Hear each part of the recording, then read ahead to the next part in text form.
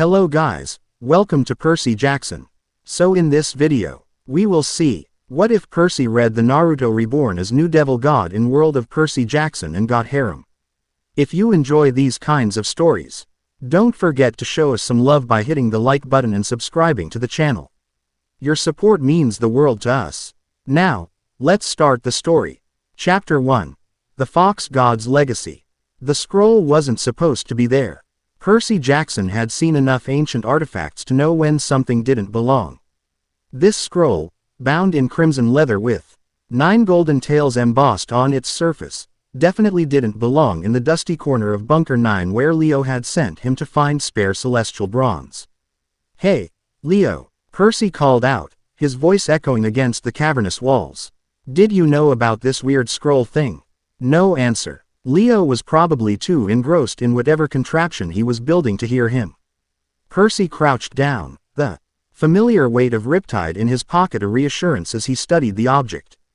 After 5 years of being a demigod, he developed a decent sense for dangerous magical items. This one practically hummed with energy. Definitely not Greek, he muttered to himself, noting the strange symbols etched along the binding, nothing like ancient Greek or Latin. Annabeth should probably look at this first. But as his fingers brushed against the leather, the scroll trembled. 9 golden tails embossed on its surface began to glow with a pulsing light.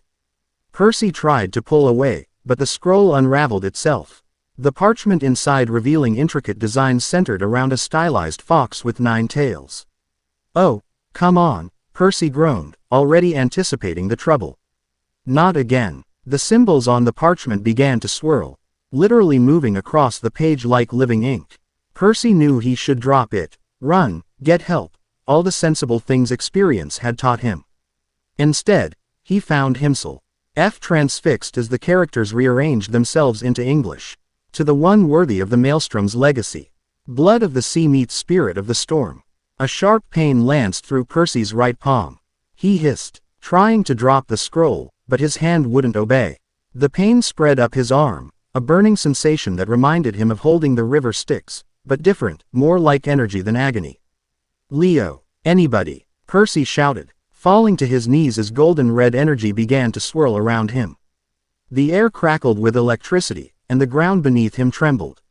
The scroll dissolved, into particles of golden light that spiraled up his arm, sinking beneath his skin. Percy's vision blurred, filled with images that weren't his own. A massive fox with 9 tails raging against mountains. A blond man in an orange jacket standing defiant, strange warriors moving faster than humanly possible. Then darkness. Definitely not a normal godly manifestation. "I've never seen anything like it." Chiron's voice was the first thing Percy registered as consciousness returned. He kept his eyes closed, taking inventory. He was lying on something soft, probably the infirmary.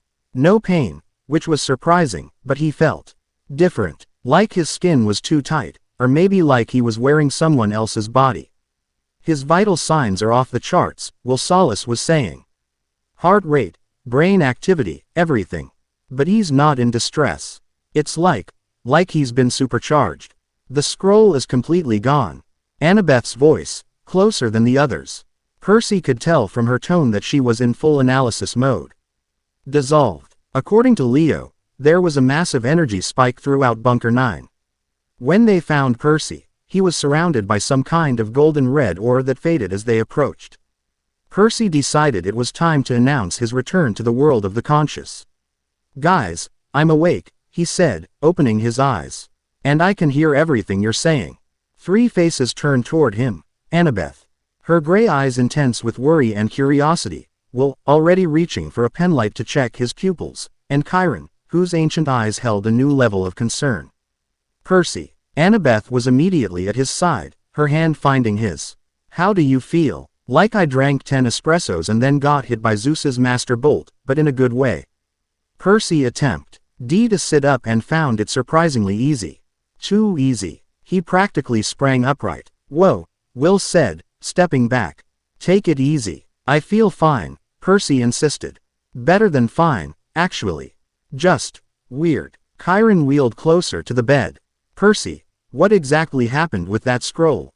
Percy described finding the scroll, how it reacted to his touch and the strange visions. As he spoke, he noticed the others exchanging glances. "What?" he asked. "What aren't you telling me?" Annabeth hesitated, then picked up a small hand mirror from the bedside table. "You might want to see for yourself." Percy took the mirror, already dreading what new weirdness he'd find. His reflection looked mostly normal. Same messy black hair, same green eyes. Except, not quite the same. His irises were still predominantly sea green, but now they had slitted pupils like a cat's, and flecks of crimson around the edges. "That's new," he managed, then noticed something else. 3 faint whisker-like marks had appeared on each cheek, barely visible unless you were looking for them. "Please tell me I'm not turning into a cat demigod. Apollo doesn't have a feline phase, does he?" "This isn't Greek," Chiron said quietly. "Or Roman. Or any pantheon I recognize." "The scroll had 9 tails on it," Percy said, a memory surfacing from the visions. "It showed me a giant fox with 9 tails. Like, mountain-sized." Annabeth's eyes widened. "Kitsune." "No, those typically have only up to 9 tails at maximum power, and are part of Japanese folklore, not actual deities we've encountered." "There was something else," Percy continued. The memories becoming clearer. "The fox was sealed inside people. They called it Kyubi, and the people it was sealed in were called Jinchuriki." The word felt strange in his mouth, but somehow right. "Human sacrifice," Annabeth translated, her brow furrowing. "That doesn't sound good." "No, it wasn't like that," Percy tried to explain. "More like vessels, containers, but they could use the fox's power." Chiron stroked his beard thoughtfully. "Fascinating. It seems you've encountered something from beyond our usual mythological boundaries." "Great," Percy muttered, because Greek, Roman, Egyptian, and Norse weren't enough. A sudden commotion outside the infirmary interrupted them. The door burst open, and Jason Grace appeared, looking tense. "We've got a problem," he announced. "The borders are under attack. Something about a guy with weird paper magic demanding the vessel." Percy felt a strange heat rise within him, his newly altered eyes narrowing. "That would be me, I'm guessing." "Percy, you should rest," Will began. But Percy was already standing, surprised at how steady he felt. More than steady, powerful. Like the time he'd bathed in the Styx. But without the feeling of his skin being burned off. "I need to see this for myself," he said, reaching for Riptide in his pocket. The familiar weight of the pen reassured him. Annabeth gave him a look he knew well, part worry, part calculation. "I'm coming with you." Outside, chaos reigned. The magical borders of Camp Half-Blood were intact, but they rippled and distorted under some kind of assault. Percy could see campers gathering at the boundary, weapons ready. At the crest of Half-Blood Hill, beside Talia's pine, stood a figure that made Percy's skin crawl. A tall, thin man with pale skin and hieroglyphic tattoos swirling across his exposed arms. He wore ancient Egyptian-style clothing that seemed to shift and move on its own, and he was surrounded by floating strips of papyrus that darted through the air like living things. "Is that who I think it is?" Percy asked, glancing at Annabeth. Her expression was grim. "Setna, the Egyptian magician. But something's different about him." Setna was chanting, his hands weaving complex patterns in the air as the papyrus strips glowed with power. With each word, the magical border wavered more intensely. "I thought Carter and Sadie dealt with him," Percy said, uncapping Riptide. The bronze blade sprang to life in his hand, but to his shock, a swirl of golden red energy coiled around the metal, causing it to glow. "They did," Annabeth said, staring at Riptide's transformation. "Or they thought they did." Percy started toward the hill, Annabeth keeping pace beside him. As they approached, Tne paused in his chanting and turned toward them, his eyes gleaming with unnatural light. "Ah, right on schedule," the magician called out, his voice carrying unnaturally over the distance. "I felt the awakening. The vessel has received its tenant." Percy raised Riptide, the golden red energy continuing to swirl around the blade. "I don't know what you're talking about, but attacking Camp Half-Blood is a really bad idea." Setna laughed, the sound like dry paper rustling. "Perseus Jackson, son of Poseidon, now host to something far greater than your little sea god." His gaze fixed on Percy's altered eyes. "Yes, it's definitely taken root. How fascinating." What do you want? Annabeth demanded. What any scholar wants, Setna replied with a skeletal smile. Knowledge. Power. To complete my collection. He held up what appeared to be fragments of a scroll similar to the one Percy had found. I have pieces of the puzzle. You've absorbed one key component. There are others. Percy felt something stir inside him, a presence, aware and ancient. His vision sharpened suddenly, and he could see energy patterns around Setna, a sickly purple aura with streaks of gold similar to what now coursed through his own body. He's absorbed other powers, Percy said, the knowledge coming from somewhere beyond his own understanding. Not just Egyptian magic. Setna's smile widened. Very good. The fox sees clearly. He waved a hand, and the papyrus strips around him multiplied, hardening into blade-like projectiles. Now let's see what you've learned so far, shall we? The paper weapons launched forward. A deadly barrage aimed directly at Percy and Annabeth. Without thinking, Percy thrust his free hand forward. Water erupted from the ground, but not normal water. It was infused with same golden red energy that surrounded Riptide, and it moved with a will of its own, forming a barrier that the paper blades couldn't penetrate. Percy, Annabeth gasped, how are you doing that? I have no idea, Percy admitted. Equally shocked, the water felt different under his control, more responsive, more alive. Setna looked delighted. Excellent. Already channeling chakra through your natural affinity. You're a quick study, Perseus Jackson. He made another gesture, and the ground beneath them began to tremble. But I've had more practice. From the earth emerged canine-like creatures made of sand and clay, with glowing runes etched into their bodies. They snarled, circling Percy and Annabeth. Egyptian Shabti. Annabeth identified them, drawing her Dracon bone sword. But they're infused with something else. Chakra beasts, came a new voice. Percy turned to see Nico D'Angelo emerging from the shadows nearby, his Stygian iron sword already drawn. I can feel it. They're partly alive and partly something else. The creatures attacked as one. Percy slashed with Riptide, the energized blade cutting through the first Shabti easily. But where he'd expected it to crumble to dust, the creature exploded into a burst of sandy shrapnel and energy. Annabeth ducked under another beast's lunge, her sword taking its head clean off. Nico was a blur of black, his sword absorbing the essence of two more. But there were too many. For each one they destroyed, Setna conjured two more.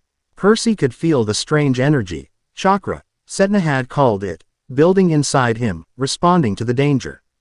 It felt like pressure behind a dam, ready to burst. Percy, behind you, Annabeth shouted. Percy turned to see three of the beasts leaping at him simultaneously.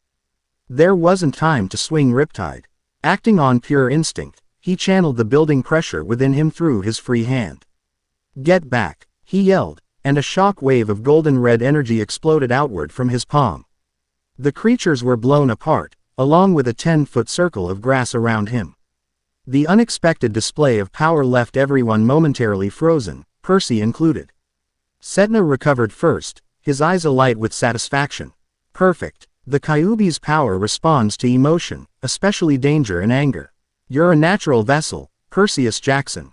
I'm nobody's vessel, Percy growled, surprised at how feral his voice sounded. Something was stirring deeper within him, something vast and ancient that smelled of forest fires and lightning. So the little magician thinks he can claim what is mine. The voice resonated inside Percy's mind, deep and rumbling with barely contained fury. Percy almost dropped Riptide in shock. Who are you? He thought. You know who I am, Kit. You've seen me in the visions. I am Kurama, the nine-tailed fox, strongest of the Biju. And you have become my newest Jinchuriki. I didn't agree to that, Percy protested mentally. Neither did most of my previous hosts. But here we are. Now, are you going to let this corpse walker steal what is rightfully ours? Percy's attention snapped back to Setna, who was watching him with keen interest, as if aware of the internal dialogue. Having a nice chat with your tenant? The magician asked. Fascinating. Most vessels take months to establish communication. He raised his hands, the papyrus strips forming a complex three-dimensional pattern around him. Unfortunately, I'll need to accelerate my timetable. That power would be better served in my collection. Percy, Annabeth said urgently, whatever's happening, don't let him provoke you. He wants you to use that power. Too late for caution, Nico warned, pointing toward the camp's border. The magical barrier was beginning to fracture under Sedna's assault. Hairline cracks appeared in the otherwise invisible shield, spreading like a spiderweb. He's breaking through, Percy realized. He could see campers gathering at the border, weapons ready. But if Sedna and his creatures got inside? Let me help, Kit. Just a taste of my power. How do I know I can trust you? You don't. But right now, I'm as trapped in you as you are bound to me. And I do not want that walking corpse to claim us both. Percy made a split-second decision. Show me. The effect was immediate. Golden red energy, chakra, surged through his body like liquid fire. But instead of burning, it empowered. Percy felt his senses sharpen even further, his reflexes quickening, his strength multiplying. The whisker marks on his cheeks deepened, and he could feel his canine teeth elongate slightly. Percy, your eyes, Annabeth gasped. He knew without looking that they had changed. More crimson than sea green now, with more pronounced slits. Sedna's expression shifted from smug satisfaction to wariness. Interesting. Direct channeling already. You've exceeded expectations. Percy didn't waste time responding. He charged forward, moving faster than he ever had before. Riptide became a bronze and golden blur as he cut through the remaining shabti like they were made of paper. Sedna backed up a step, his papyrus strips forming a shield. Not so fast, vessel. I have tricks of my own. The magician slammed his palm against the ground. Egyptian hieroglyphs erupted outward in a circle, and from the glowing symbols rose a massive serpentine creature with the head of a crocodile and a body made of golden sand. Amit, Annabeth identified, her voice tense. No, something else. A hybrid, Sedna confirmed. Just as your friend is becoming. I've been collecting divine essences for years. Experimenting with combinations. This one has a touch of Biju chakra already. The creature roared, and Percy felt Kurama stir with recognition. A fragment of Shukaku, the one tail. Corrupted and bound to that Egyptian abomination. You know it, a lesser sibling. Once proud, now enslaved. This desecration will not stand. For once, Percy found himself in complete agreement with the fox. The creature before them was wrong, a twisted perversion of two different mythologies forced together. We need to hit it together, Percy called to Annabeth and Nico. Coordinated attack. Annabeth nodded, immediately understanding. Nico, shadows. I'll go low. Percy, you're the distraction. Percy grinned, feeling the chakra pulsing through him.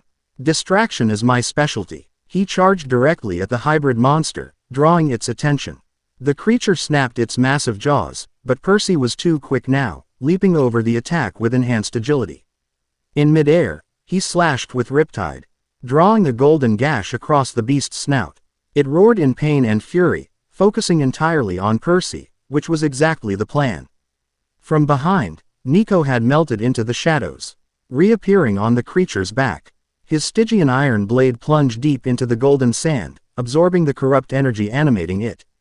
Simultaneously, Annabeth darted beneath the beast, her Raken bone sword slicing through one of the glowing hieroglyphs sustaining it. The monster thrashed, caught between three different attacks. Percy landed and immediately had to dodge a sweeping tail strike that cracked the ground where he'd stood a moment before. The control hieroglyph, Annabeth shouted, pointing to a symbol glowing at the center of Sedna's summoning circle. Destroy that. Percy understood. The creature was just a distraction. The real target was the magic sustaining it. But Sedna stood directly over the control symbol, his papyrus defenses arrayed around him. Kit, Chan, my chakra into the water beneath the ground. Feel it, use it. Percy reached out with his senses, feeling the underground water currents that always responded to his power. But now, infused with Kurama's chakra, he could perceive them with unprecedented clarity, and manipulate them with incredible precision. With a pulling gesture, Percy drew water up through the earth, directly beneath Sedna's feet. But this wasn't a simple geyser. The chakra-infused water formed into chains, actual golden chains that erupted from the ground and wrapped around the magician's ankles. Sedna's eyes widened in genuine surprise. Chakra chains. Impossible. That's an Uzumaki technique. The sea and the maelstrom have more in common than he knows, Kurama's voice rumbled with satisfaction. The chains tightened, disrupting Setna's concentration. His papyrus defenses faltered, creating an opening. Now, Percy shouted. Nico's shadow traveled directly to the control hieroglyph, bringing his sword down on the glowing symbol. The Stygian iron blade absorbed the magic, and the entire summoning circle flickered. The hybrid creature let out an agonized roar as its form began to destabilize. Setna struggled against the water chains. His face contorted with fury. "This isn't over, vessel," he snarled, his body beginning to dissolve into papyrus strips. "I'll return with greater power, and then we'll see who the true master of convergence is." Before Percy could reach him, Setna had completely transformed into a swirl of papyrus that scattered on the wind, along with the fragments of scroll he'd been carrying. The hybrid creature collapsed into a pile of inert sand, the corrupted divine energy dispersing with a final mournful howl. The chakra chains dissolved as Percy released the technique, Sud, dimly aware of how much energy he'd expended. The golden-red aura around him faded, and he staggered slightly. Annabeth was immediately at his side, supporting him. "Percy, are you okay?" "Yeah," he managed, feeling the fox's presence recede to a background hum in his consciousness. His eyes returned to their normal sea green, though he could tell the slitted pupils remained. "That was intense." Nico approached, studying Percy with a mixture of concern and fascination. "What exactly happened to you? That power felt old. Older than the gods, almost." Percy capped Riptide, returning it to pen form. "It's complicated. There's apparently a giant nine-tailed fox god living inside me now. I prefer chakra entity to god, Kit. Gods are overrated in your world." "Not helping, Kurama. A nine-tailed fox," Nico repeated, "like from Japanese mythology." "Something like that," Percy said. "Though I get the feeling it's from somewhere further away than Japan." Annabeth's analytical expression had returned. "We need to tell Chiron everything. If Setna is collecting divine essences from different pantheons, this could be worse than our previous encounters with him." Percy nodded, but his attention was drawn to the scattered campers staring at him with a mixture of awe and wariness. He recognized that look. It was the same one he'd gotten after the incident at Mount St. Helens, or after controlling the poison in Tartarus. "They're afraid of me," he realized quietly. "They should be," Kurama commented. "Fear commands respect. That's not how I work. You'll learn, Kit. Power always changes how others see you." Annabeth squeezed his hand, bringing him back to the moment. "They're confused, not afraid. You just fought off Setna and a hybrid monster while glowing like a Roman candle. Give them time." Jason approached, his sword still drawn but lowered. "That was something else, Percy. Care to explain what's going on?" Percy sighed. "I wish I could. Short version. I found a scroll, it dissolved into me. And now I've got a giant fox spirit living in my head who can lend me its power." Jason blinked. "You know, with anyone else, I'd say that sounds crazy. But with Percy, it's just Tuesday." Annabeth finished with a small smile. As they walked back toward the big house, Percy could feel curious eyes following him. The events of the past hour had transformed him, marked him as something different, again. Just when he'd started to feel normal after the giant war. "Normal is overrated, Kit," Kurama's voice rumbled. "You were never going to be normal. But how you might actually have the power to protect what matters to you." The fox had a point, Percy had to admit. If Setna was collecting divine essences and creating hybrid monsters, a new threat was emerging, one that crossed pantheons. Maybe this strange new power was exactly what they needed. Still, as Chiron gathered the senior counselors for an emergency meeting, Percy couldn't help wondering just how much his life was about to change. Again, the atmosphere in the rec room was tense. Around the ping-pong table sat the senior counselors, all eyes fixed on Percy as he finished explaining what had happened with the scroll and the subsequent confrontation with Setna. "So you're saying you're now the container for an ancient fox spirit with 9 tails?" Clarice asked, her expression somewhere between skepticism and grudging respect. "Jinchuriki," Percy corrected, the word feeling more natural now. "That's what Kurama called it." Kurama being the fox, Will Solace clarified. "Yeah, he's not exactly thrilled about the arrangement either, but we've reached a sort of truce." "Temporary truce," Kurama grumbled. "Don't get too comfortable, Kit. And this entity grants you access to a power called chakra. Chiron said thoughtfully, which seems to enhance your existing abilities considerably. It's more than that, Percy tried to explain. It's like a whole different system of power. The water chains I created weren't just water manipulation, they were actually suppressing Setna's magic. Annabeth, who had been deep in thought, finally spoke up. It's like disco. There's a whole parallel system of supernatural power we never knew existed. Not Greek, not Roman, not Egyptian, not Norse. Something else entirely. And Setna somehow knew about it, Percy added. He called me the vessel before he even saw me. He was expecting this. Jason leaned forward, his expression serious. Setna mentioned collecting divine essences. You think he's absorbing powers from different pantheons? That's exactly what he's doing, Percy confirmed. I could see it. His aura was a mixture of Egyptian magic and this chakra energy, plus something else I couldn't identify. If he's collecting these powers, that would make him potentially more dangerous than any enemy we've faced, Chiron observed. A mortal with the abilities of multiple divine systems. He had fragments of scrolls that looked like the one I found, Percy said.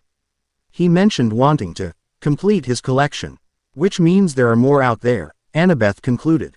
Possibly containing other entities like Kurama. Quote, 8 others, Kurama supplied. My siblings. Though they would not call me brother. Percy relayed this information, watching the concerned expressions deepen around the table. 9 of these chakra entities in total, Chiron mused. And potentially 9 scrolls, of which Setna has some fragments, and Percy has absorbed one complete one. We need to find the remaining scrolls before Setna does, Jason stated firmly. If these powers combined are as dangerous as they seem, we can't let him collect them all. There's something else, Percy said hesitantly. When I was using Kurama's power, I had visions, memories, I think, of other people who contained him before me. They were called Jinchuriki too. What kind of people? Annabeth asked, immediately interested. Warriors. But not like us. They used chakra differently, creating illusions, transforming elements, enhancing their physical abilities. They could walk on water, walk up walls, create duplicates of themselves. And they had these spiral markings on their palms, like. Percy looked down at his right hand, suddenly noticing a faint spiral pattern that hadn't been there before. Like this, he showed his palm to the others. The spiral was subtle, almost like a birthmark rather than a tattoo, but definitely new. The mark of a Jinchuriki, Chiron suggested. The seal, Kurama corrected. It binds us together, allows you to draw on my chakra. Kurama calls it a seal, Percy explained. Apparently it's what connects us and lets me use his chakra. Clarice snorted. Great. Jackson gets another power upgrade. Because being a son of the big 3 wasn't enough. Trust me, I didn't ask for this, Percy said, a hint of irritation creeping into his voice. None of us ever ask for the weird stuff that happens to us, Nico pointed out quietly. But we deal with it. Chiron tapped his fingers on the table thoughtfully. Percy, can you communicate with this entity at will? Yeah, he's actually listening to this conversation right now. Tell the centaur I find his collection of vintage rock music quite amusing. The Rolling Stones vinyl from 1969 is particularly well preserved. Percy blinked in surprise. He says he knows about your vinyl collection. Something about the Rolling Stones album from 1969. Chiron's eyes widened slightly. Most interesting. That album is hidden in a lead-lined box in my private quarters. It suggests this entity can perceive beyond your immediate senses. I can sense negative emotions, Kurama explained. The war girl's jealousy, the death boy's concern, the wise girl's analytical mind working overtime. And I can access surface memories when you're not actively blocking me. That's a little invasive, Percy muttered. What did he say? Annabeth asked. That he can sense emotions and access my memories if I'm not blocking him, Percy explained, feeling uncomfortable. Which is something we're going to have a talk about later. Privacy is a human concept, Kit. But I'll humor you. The immediate concern is Setna. Chiron redirected the conversation. If he's collecting these divine essences and has knowledge of this chakra system, we need to understand what his ultimate goal might be. Power, Clarice said with a shrug. Isn't it always? Not just power, Annabeth disagreed. He called it convergence. I think he's trying to merge different supernatural systems, Greek, Egyptian, and now this chakra-based one. To what end? Jason asked. Godhood, Nico suggested quietly.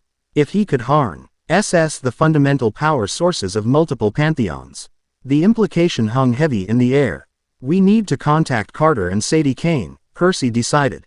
They've dealt with Setna before.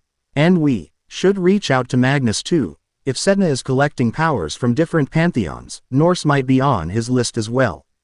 Agreed, Chiron said. In the meantime, Percy, you should work on understanding and controlling this new ability. If Kurama is willing to cooperate, his knowledge could be invaluable. Tell him I'm willing to teach you the basics. It's in my interest to have a competent GNCHUURIKI rather than a bumbling novice if we're going to face that abomination again. He's willing to help, Percy confirmed. Apparently having an incompetent host would be embarrassing. That drew a few smiles around the table, easing the tension slightly. Then it's settled, Chiron concluded. We'll establish contact with our Egyptian and Norse allies, research these chakra entities, and prepare for Setna's next move. And Percy will begin training with his new tenant. As the meeting dispersed, Percy remained seated, suddenly feeling the weight of the day's events. Another war looming. Another power he had to master. Another entity linked to his soul. Annabeth stayed behind, taking the seat next to him. You okay? Just once, Percy sighed. I'd like to find a mysterious object that gives me, I don't know. The ability to always have exact change for vending machines. Or never get brain freeze from ice cream. Something normal. She laughed, leaning against his shoulder. That wouldn't be very Percy Jackson of you. I guess not. He looked down at the spiral mark on his palm. At least this time I've got a built-in tutor. Flattery will get you nowhere, Kit. A grumpy tutor, Percy amended. Annabeth studied him with those calculating gray eyes. This is different from your usual powers, isn't it? It feels more. Percy nodded slowly. It's not just water control or earthquake stuff. When I was using it, I could sense everyone's emotions, see energy patterns. And the power itself. It's vast, Annabeth. Like, scary vast. We'll figure it out together, she promised, squeezing his hand. We always do. As they left the big house, the afternoon sun casting long shadows across Camp Half-Blood, Percy couldn't shake the feeling that something fundamental had changed, not just in him, but in the balance of powers that governed their world. You're not wrong, Kit, Kurama's voice rumbled in his mind. The barriers between worlds are thinning. That's how I came to be here. How that walking corpse is gaining power. A convergence is coming, whether you're ready or not. Then I'd better get ready, Percy thought back. Indeed, your training begins at dawn. Don't be late. Great. Even the voice in his head was giving him homework. Percy stood at the edge of the canoe lake as the sun rose, casting golden light across the still water. He'd risen before dawn, unable to sleep with Kurama's presence humming through his consciousness. Good. Punctuality is rare in humans. I didn't exactly have a choice. You kept prodding me awake. Details. Now, listen carefully. Chakra is the combination of physical and spiritual energy. As a demigod, your spiritual energy is unusually potent, but your physical control needs work. Percy rolled his shoulders, till feeling strange in his slightly altered body. The whisker marks had faded to near invisibility overnight, but his eyes retained their slitted pupils, and he could still sense the power flowing beneath his skin. So what's first? Water walking, wall climbing, those cool energy balls I saw in your memories. Patience, Kit. First, meditation. Percy groaned aloud. Seriously, I was hoping for something a little more active.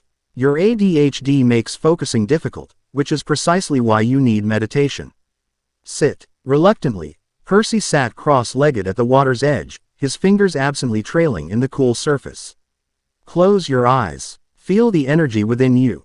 There are two distinct sources now, your own demigod power, tied to the sea, and my chakra, which has begun to merge with your system.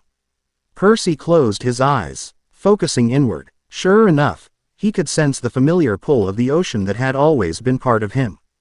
But now there was something else, a swirling, fiery energy centered around his core. That's it. Now, try to separate them in your mind. Understand where one ends and the other begins. For nearly an hour, Percy struggled with the meditation exercise. His ADHD made it challenging to maintain focus. But gradually, he began to develop a clearer sense of the two power sources within him. Better than I expected, Kurama admitted. Now for something more practical. Stand up and focus on the water. Percy rose, turning his attention to the lake. First, try to manipulate the water with just your demigod abilities. As you normally would. With a gesture, Percy raised a column of water from the lake, holding it steady with practiced ease. Now, deliberately channel some of my chakra into it. Just a small amount. Percy reached for the swirling energy core he'd identified during meditation, drawing a thread of it out and directing it into his control over the water. The effect was immediate. The water column took on a golden red glow and became more responsive, almost eager to follow his commands. Good. Now shape it, not just moving it, but transforming it. Percy concentrated, imagining the water hardening, taking form.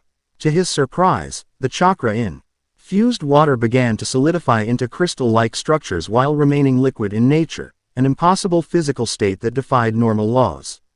Whoa, he breathed, watching as the water formed an intricate lattice that caught the morning sunlight and scattered it in rainbow patterns. This is the essence of chakra manipulation, transcending the natural limitations of elements. Your affinity for water makes this easier. But with practice, you can apply similar principles to other elements and even to living energy itself. Percy let the water construct dissolve back into the lake, feeling a slight drain from maintaining the technique. That was amazing. What else can I do?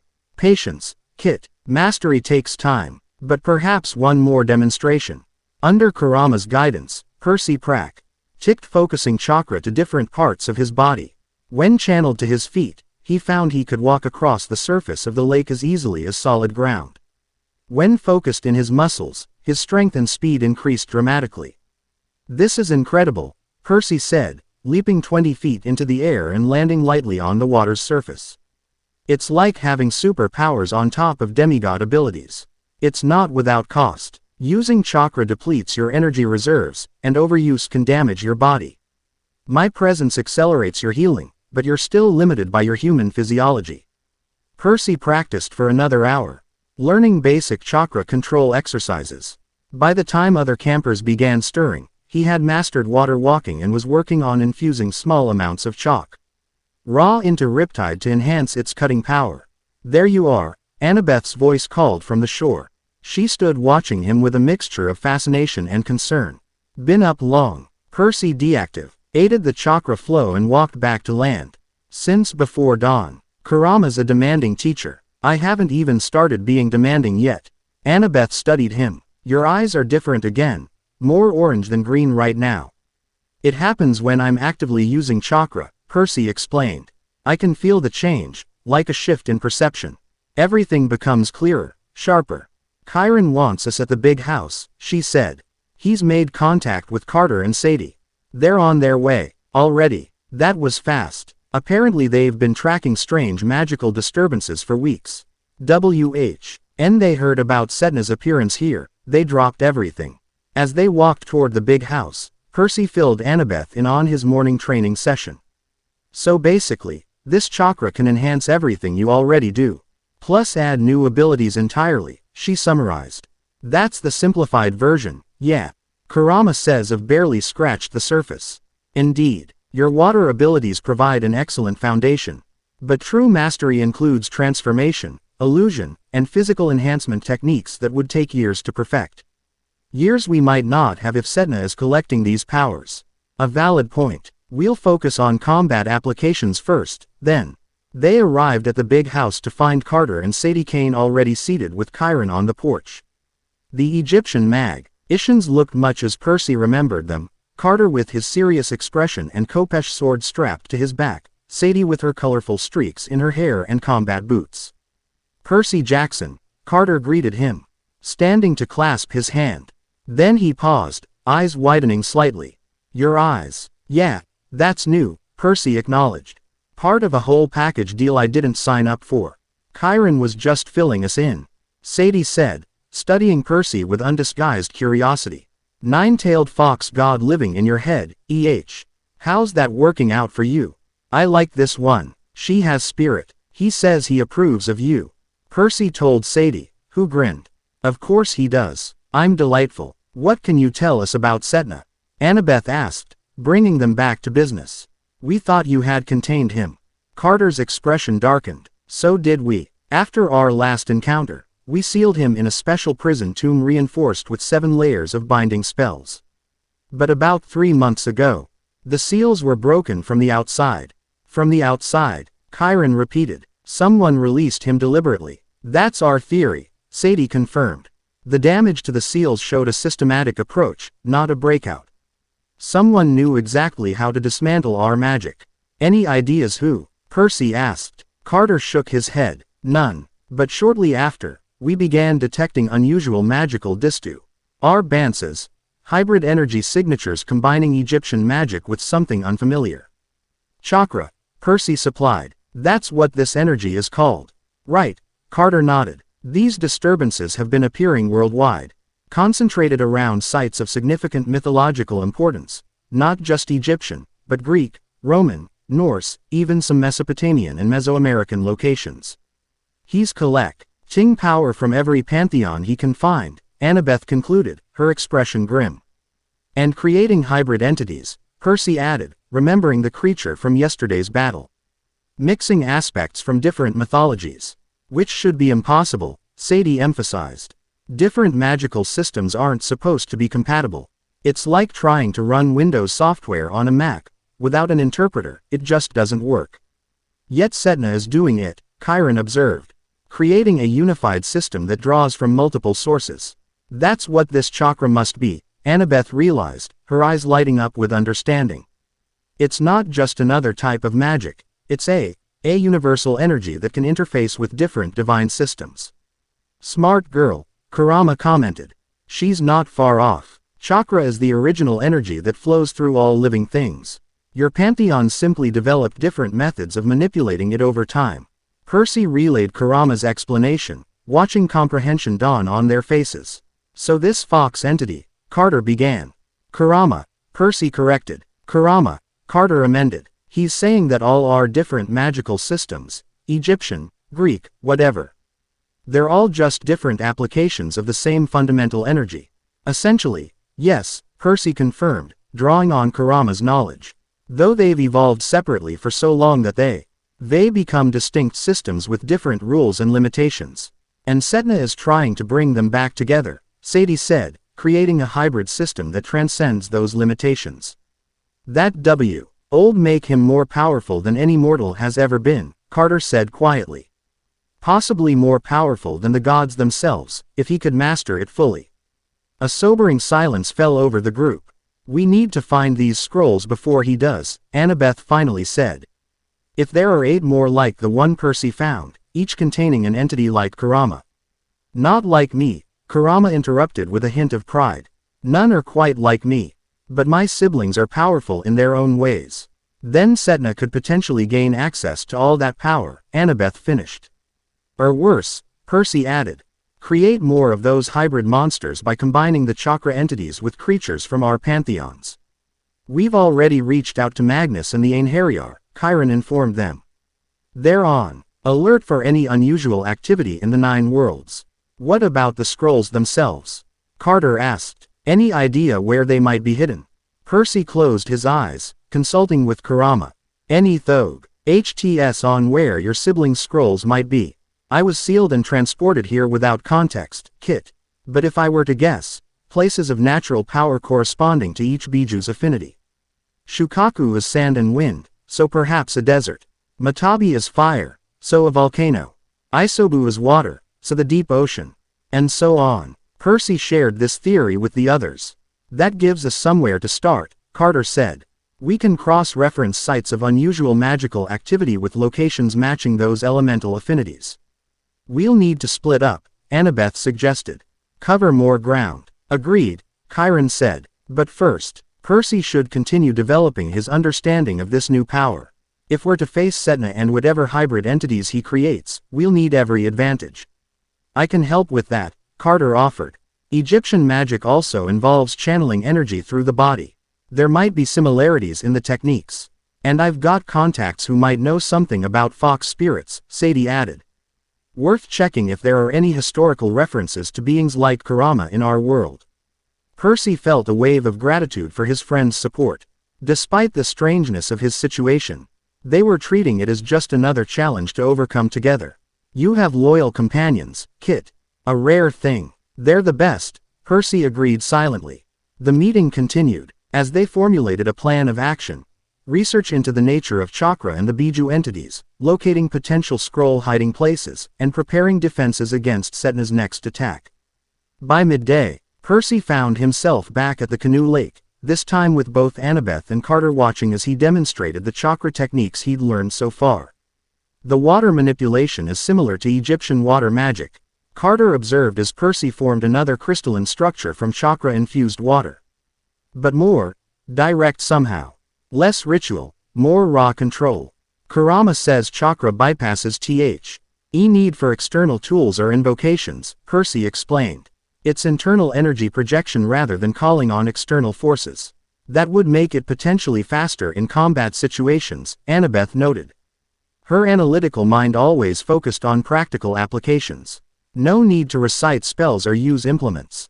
But probably limited by your personal energy reserves, Carter added. Egypt and magic can draw power from the environment or the gods themselves. He's not entirely wrong, Kurama acknowledged. Without me, your chakra reserves would be finite. With me, well, let's just say they've been accumulating energy for a very long time. Percy was about to relay this when a shadow fell over them. He looked up to see Talia Grace standing on the shore, her silver hunter's outfit gleaming in the sunlight. Her expression a mixture of concern and curiosity. Heard you've got a fox problem, kelp head, she greeted him, eyes narrowing as she took in his altered appearance. The hunter picked up some strange energy trails leading here. Talia, Percy grinned, genuinely pleased to see her despite the circumstances. Perfect timing. We could use another powerhouse on our side. Talia approached, studying him with the intensity unique to Zeus's children. Artemis felt the disturbance yesterday. She described it as a divine presence not of our world. That would be your new roommate, I'm guessing. I am not fond of her silver goddess, Kurama growled. She reminds me too much of the rabbit goddess from my world. Tell her to keep her distance. Not helping, Percy thought back. Kurama's not a fan of Artemis. Apparently, Percy said diplomatically. Something about resembling a goddess he doesn't like. Talia raised an eyebrow. The feeling might be mutual. But Artem is as concerned enough about these convergence events that she's assigned me to help investigate. Her electric blue eyes fixed on Percy. So, are you still you with this thing inside you, or should I be worried? The question was blunt, typical Talia, but Percy could hear the genuine concern underneath. Still me, he assured her. Just with some extra power and an occasional commentary track. Commentary track, I am the most powerful of the 9 Biju, not some human entertainment feature. Percy ignored the fox's indignation. Kurama's actually been helpful so far. We have a common enemy in Setna. The Egyptian ghost who's collecting divine powers, Talia nodded. Artemis briefed me. Apparently he's been snooping around some of our sacred sites too. That fits with what we've learned, Carter said.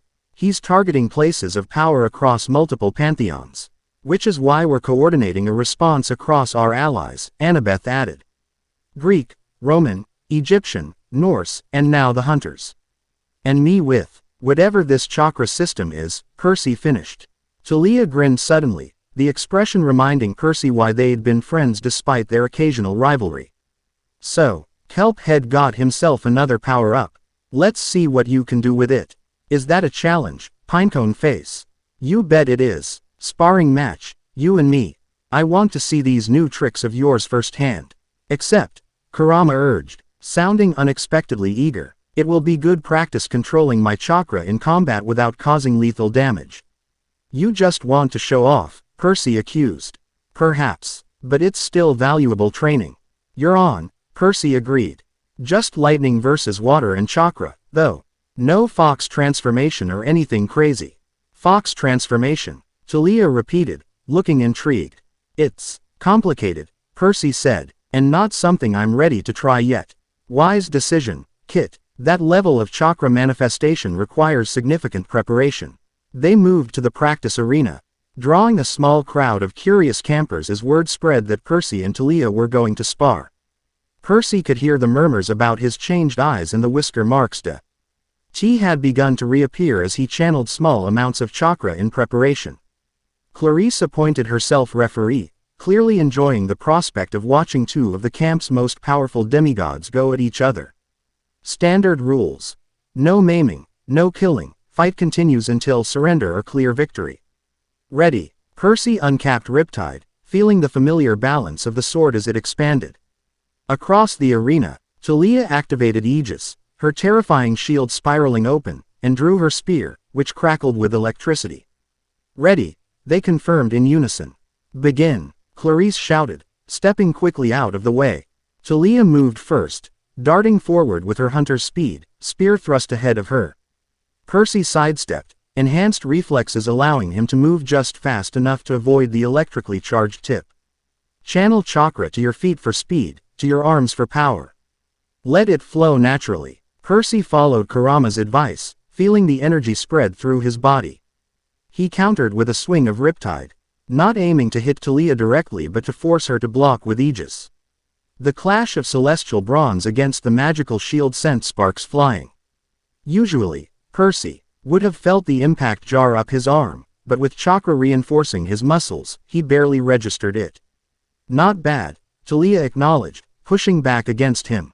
But try this. She summoned a bolt of lightning that arced from her spear toward Percy. Without thinking, he channeled chakra into Riptide, which absorbed the electrical energy, glowing with a mixture of golden red and electric blue. The unexpected counter left Talia momentarily surprised, giving Percy an opening. He swept her legs, using chakra-enhanced speed that she couldn't quite track. But Talia was no novice. Even as she fell, she rolled with the momentum, coming up in a defensive stance. Okay, that was definitely new. Just getting started, Percy grinned, enjoying the exhilaration of testing his new abilities in a controlled environment. The sparring match escalated, both demigods pushing their powers further. Talia called down more lightning, while Percy drew water from the ground and air, infusing it with Kurama's chakra to create shields and projectiles. The spectators watched in awe as the two children of the Big Three demonstrated why they were considered among the most powerful demigods alive. But Percy could feel a shift in the dynamic. Where they had always been evenly matched before, the addition of Kurama's chakra was giving him an edge. Use the water chains, Kurama suggested as Talia prepared another lightning strike. Bind her spear arm. Percy focused, channeling chakra through the moisture in the air. Golden chains materialized, wrapping around Talia's weapon arm just as she was about to release a bolt of lightning. The electricity discharged harmlessly into the ground as Talia found herself restrained. She struggled against the chains, her hunter's strength impressive, but insufficient to break the chakra-infused bonds. What the? She gasped, genuinely caught off guard. Percy maintained the technique, approaching her with Riptide extended. Yield. For a moment, Talia's competitive nature warred with practical reality on her face. Then she nodded, a reluctant smile forming.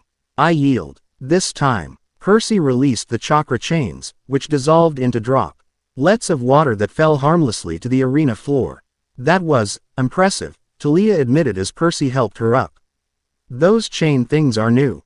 Chakra chains, Percy explained. Apparently they are special because they can suppress other powers. The crowd of campers erupted in excited chatter, some approaching to congratulate Percy or ask questions about his new abilities.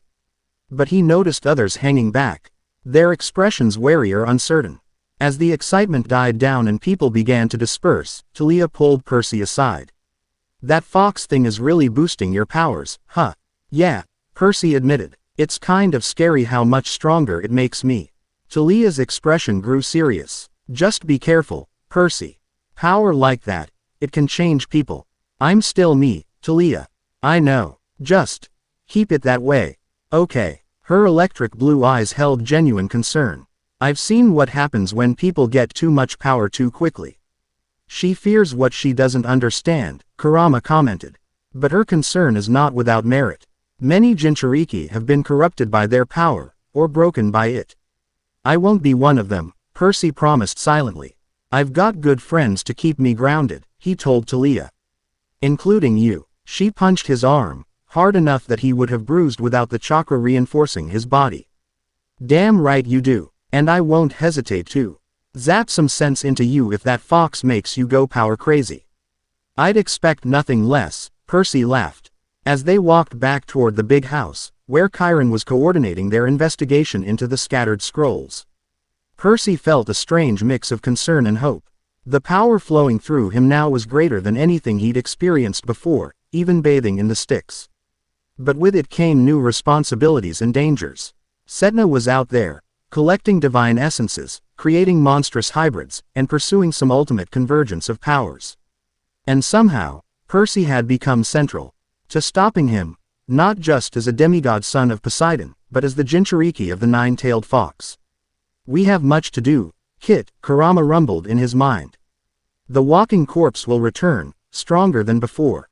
And my sibling's scrolls must be found before he can corrupt them as he did with Shukaku's fragment. Then we'd better get to work, Percy thought back, picking up his pace. One way or another, this new chapter in his life as a demigod was just beginning. And based on experience, it was going to be one Hades of a ride. Chapter 1 End. Chapter 2. Convergence of Worlds. 3 days of intensive training had left Percy exhausted but exhilarated. Under Kurama's guidance, he'd made remarkable progress with chakra manipulation, mastering water walking, enhancing his reflexes and strength, and developing the chakra chains technique that had proven so effective against both Setna and Talia. Again, Kurama's voice rumbled through his consciousness as Percy stood at the edge of the training arena. Sweat dripping down his face despite the cool morning air. I've been at this for hours, Percy protested. Even demigod stamina has its limits. Your limits are self-imposed, Kit. One more sequence. Percy sighed but complied, knowing the fox entity was pushing him for good reason. Setna was still out there, collecting divine essences, and time wasn't on their side. He focused, drawing the now familiar feeling of chakra swirling through his system. With precise control, he directed it through his right hand, concentrating the energy into a tightly compressed sphere. The Rasengan, a spiraling chakra orb that Kurama had shown him in memories of previous Jinchuriki, began to form above his palm. It started small, just a swirl of golden-red energy, then expanded to the size of a ace ball as Percy maintained the precise chakra rotation. I'm holding it, Percy muttered through gritted teeth, the strain of maintaining the complex energy pattern evident on his face. The glowing sphere hummed with barely contained power, its surface rippling like a miniature maelstrom. Now add your water affinity. This was the tricky part. Still maintaining the Rasengan's rotation, Percy ached with his demigod senses for the moisture in the air. Water molecules gathered around the chakra sphere, drawn into its spinning current and transformed by the energy into something new, not quite water, not quite chakra, but a perfect fusion of both. The Rasengan's golden red glow acquired a blue-green tinge, and the humming intensified as the technique stabilized. Water style. Rasengan, Percy named it, feeling a surge of satisfaction as the technique reached completion without dissipating. Good, Kurama acknowledged. Now the target. Percy turned toward the practice dummy they'd forced with celestial bronze, necessary after he'd obliterated 3 regular dummies the previous day. With a final surge of chakra, he lunged forward, driving the water-infused Rasengan into the target. The impact was spectacular. The spiraling orb drilled through the celestial bronze reinforcement like it was wet paper, then exploded outward in a vortex of water and chakra that reduced the entire dummy to splinters. The shockwave rippled across the arena, kicking up dust and leaving a small crater where the dummy had stood. Percy staggered back, his chakra reserves significantly depleted but a grin spreading across his face.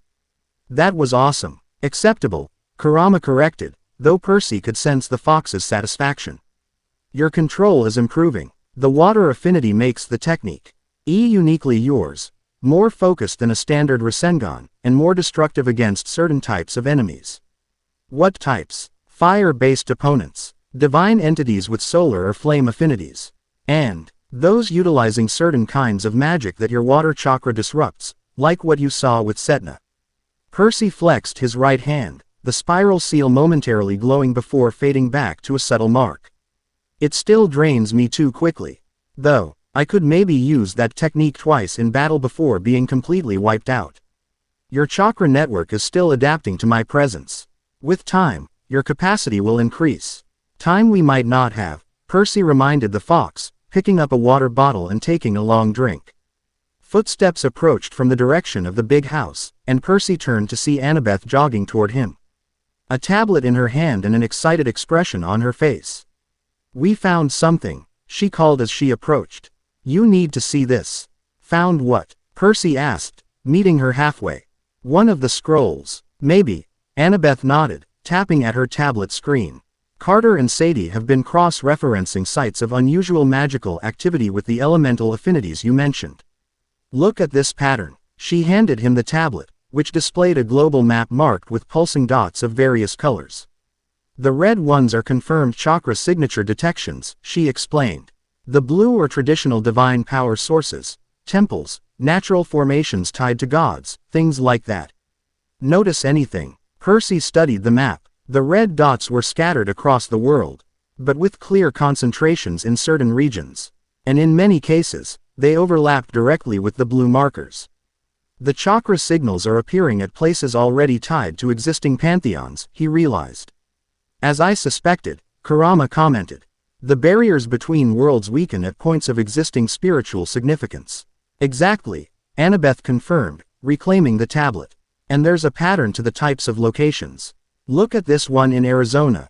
Massive chakra signature centered on a desert region sacred to certain Native American traditions." "Shukaku," Percy guessed. "The one tail is associated with sand and desert." "Right. And here's another one in Hawaii, centered on Kilauea volcano. Matabi. The two tails has fire affinity." Annabeth nodded. Quote, "We've identified probable locations for 5 of the 9 Biju based on elemental affinities and chakra signatures. Carter and Sadie are organizing reconnaissance to the 2 closest locations to verify." "We should split up to cover more ground," Percy suggested. "If Setna is tracking these signatures too, we need to move fast." "That's the plan. Chiron's calling a council meeting in an hour to assign teams." She paused, studying him with those perceptive gray eyes. "You've been training all morning, haven't you? You look exhausted." Percy shrugged. "Kurama's a demanding teacher. Because the stakes demand it." "I don't disagree," Annabeth said, as if she'd heard the fox's comment. "But you'll be no use to anyone if you burn out before we even find the next scroll." "I'm fine," Percy assured her, though he had to admit the continuous chakra training was pushing his limits. "Just need some ambrosia and a power nap before the meeting." They walked together toward the dining pavilion, where Percy devoured a quick lunch with the appetite of someone who'd been burning supernatural energy all morning. As they ate, Annabeth filled him in on their other discoveries.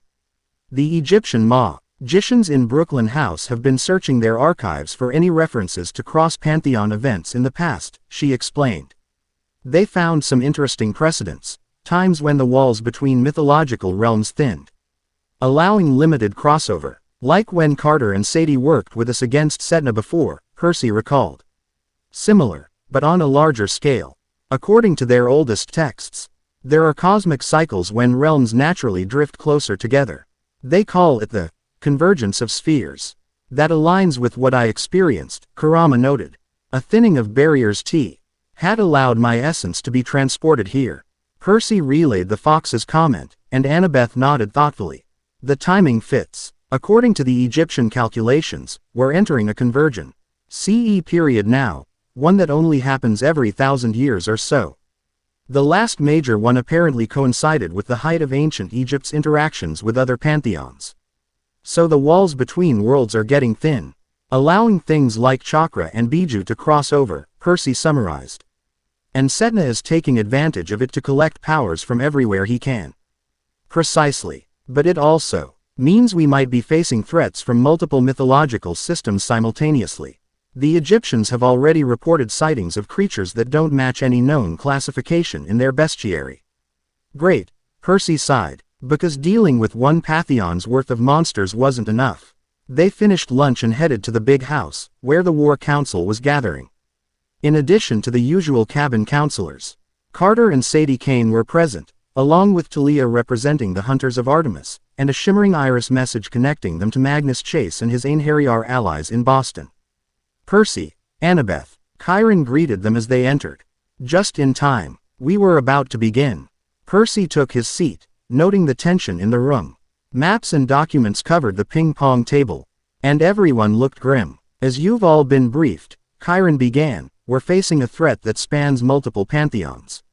Setna, formerly an Egyptian magician, has acquired the ability to harness and combine divine powers from different mythological systems, including this newly discovered chakra energy. He's creating hybrid monsters and spells that bypass the usual limitations of each individual system. Carter added, traditional countermeasures aren't fully effective against them. And he's hunting the Biju scrolls, Percy continued, feeling Kurama's attention sharpen within him. 9 ancient entities of pure chakra, each with different elemental affinities and abilities. Of which Percy now hosts the strongest, Sadie added with a slight smirk. Though I am not sure if that's good news or bad news. Tell the noisy one I'm definitely good news compared to what Setna would do with my power. Kurama says he's preferable to the alternative, Percy translated diplomatically. Based on our research, Annabeth took over, pulling up the global map on a larger screen. We've identified probable locations for 5 of the 9 Biju scrolls.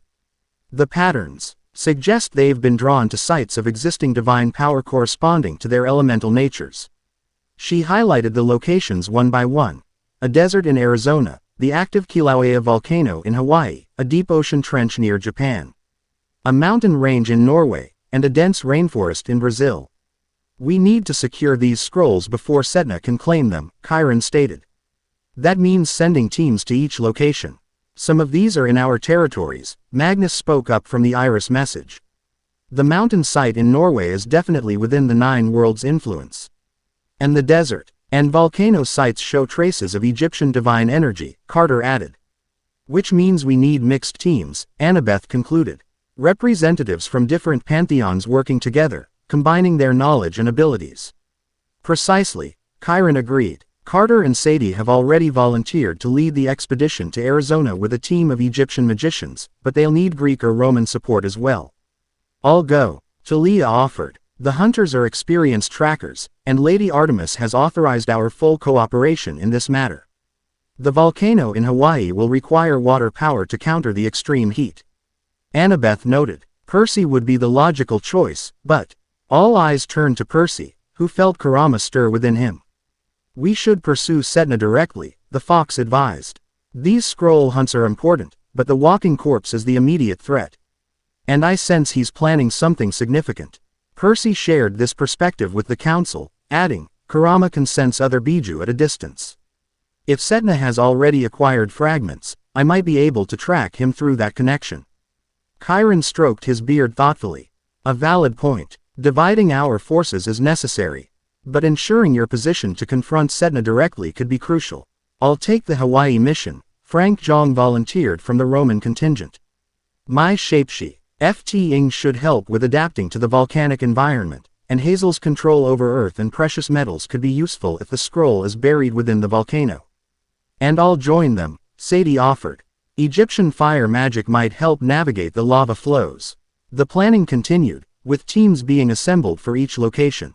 Magnus and his Einherjar would handle the Norwegian mountains, while Percy Jackson, Annabeth, and Carter Kane would form a core team focused on tracking and confronting Setna directly. What about camp defense? Jason asked. If Setna attacked once, he might try again. The Athena cabin has been reinforcing the magical borders, Annabeth assured him. And we've incorporated elements of Egyptian warding based on Carter's instructions. It won't be impenetrable, but it should hold against hybrid threats. Nico and I will coordinate defense here, Jason volunteered. Between shadow travel and lightning, we should be able to respond quickly to any breach. As the meeting concluded and the teams dispersed to prepare for their missions, Percy found himself drawn into conversation with Carter Kane. So, the Egyptian magician began awkwardly, what's it like having a giant fox spirit living inside you? Percy couldn't help but laugh. About as weird as you'd expect. Imagine having a grumpy immortal backseat driver commenting on everything you do. I take offense to grumpy. Kurama grumbled. You mean accurate, Percy shot back, grinning. Carter looked momentarily confused until Percy explained he was talking to Kurama. Right, the whole internal dialogue thing. Carter nodded. It's not entirely different from hosting a god, which I've done with Horus. Except the god eventually leaves. Your situation seems more permanent. The seal binds us together. Kurama confirmed. Until his death.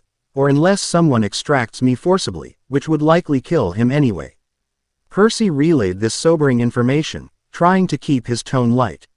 So we're stuck with each other for the long haul. We're making it work. And these abilities you're developing, Carter continued, genuinely interested. The chakra manipulation, it's different from both Egyptian magic and Greek demigod powers.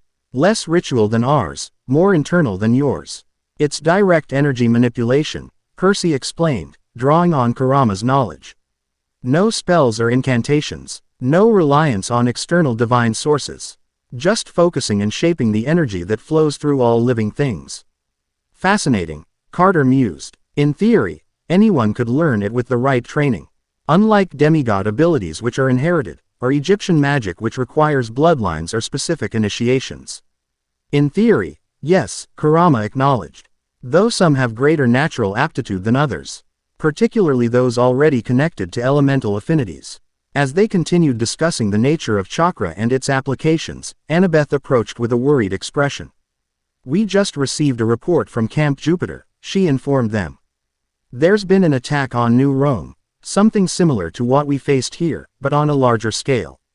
Hybrid creatures combining Roman mythological elements with something else. Setna, Percy guessed. Almost certainly. Reyna is coordinating the defense, but they've requested immediate assistance. We should head there right away, Carter decided. If Setna is attacking New Rome, it must be for a reason. Either he's after something specific, or it's a diversion. Percy nodded in agreement, feeling Kurama's eagerness for confrontation rising within him. Either way, we need to stop him before he causes more damage. And it gives us a chance to track him directly. I'll inform the others, Annabeth said. Quote, the scroll teams can proceed as planned while we investigate New Rome. As she left to update Chiron, Percy found himself staring at the map with its scattered markers indicating Bijou scroll locations and convergence disturbances. It's getting worse, isn't it? He asked quietly. The thinning between worlds. Yes, Kurama confirmed. What began as small rifts is becoming a true convergence. Soon, the barriers will be permeable enough for larger transfers of energy and entities. If Setna succeeds in harnessing that process. The fox didn't need to finish the thought. Percy understood the implications all too well. A mortal with the power to manipulate and combine divine systems from multiple pantheons, accelerated by a cosmic convergence event, it was a threat unlike anything they'd faced before. We'll leave for Camp Jupiter within the hour, Carter decided. I'll have Sadie prepare transportation magic. As the Egyptian magician left to coordinate with his sister, Percy found himself alone with his thoughts, or as alone as one could be with an ancient chakra entity sharing his consciousness. We're going to stop him, he promised Kurama silently. Whatever it takes. Bold words, Kit, the fox responded. Though not unkindly. Let us hope your strength matches your conviction. The journey to Camp Jupiter took far less time than Percy had expected, thanks to Sadie Kane's transportation magic. Using a combination of Egyptian portal spells and Norse runestones provided by Magnus, she created a direct pathway that deposited their small team, Percy, Annabeth, Carter, and Sadie herself, just outside the borders of New Rome. The scene that greeted them was chaotic. The protective borders of the camp were visibly strained, rippling with conflicting energies as Roman legionnaires fought to repel creatures that defied categorization, part classical monster, part something else entirely. Those definitely aren't standard mythological fare, Annabeth observed grimly as they too cover behind a fallen column to assess the situation. Percy studied the invading forces with narrowed eyes, drawing on Kurama's enhanced senses. The creatures had the general form of traditional Roman monsters, cyclops, hellhounds, and empusi, but they were wrong somehow. their bodies emitting a sickly purple energy that reminded him of Setna's aura. They're infused with corrupted chakra, he realized. Setna is using it to enhance standard monsters, making them resistant to celestial bronze and imperial gold.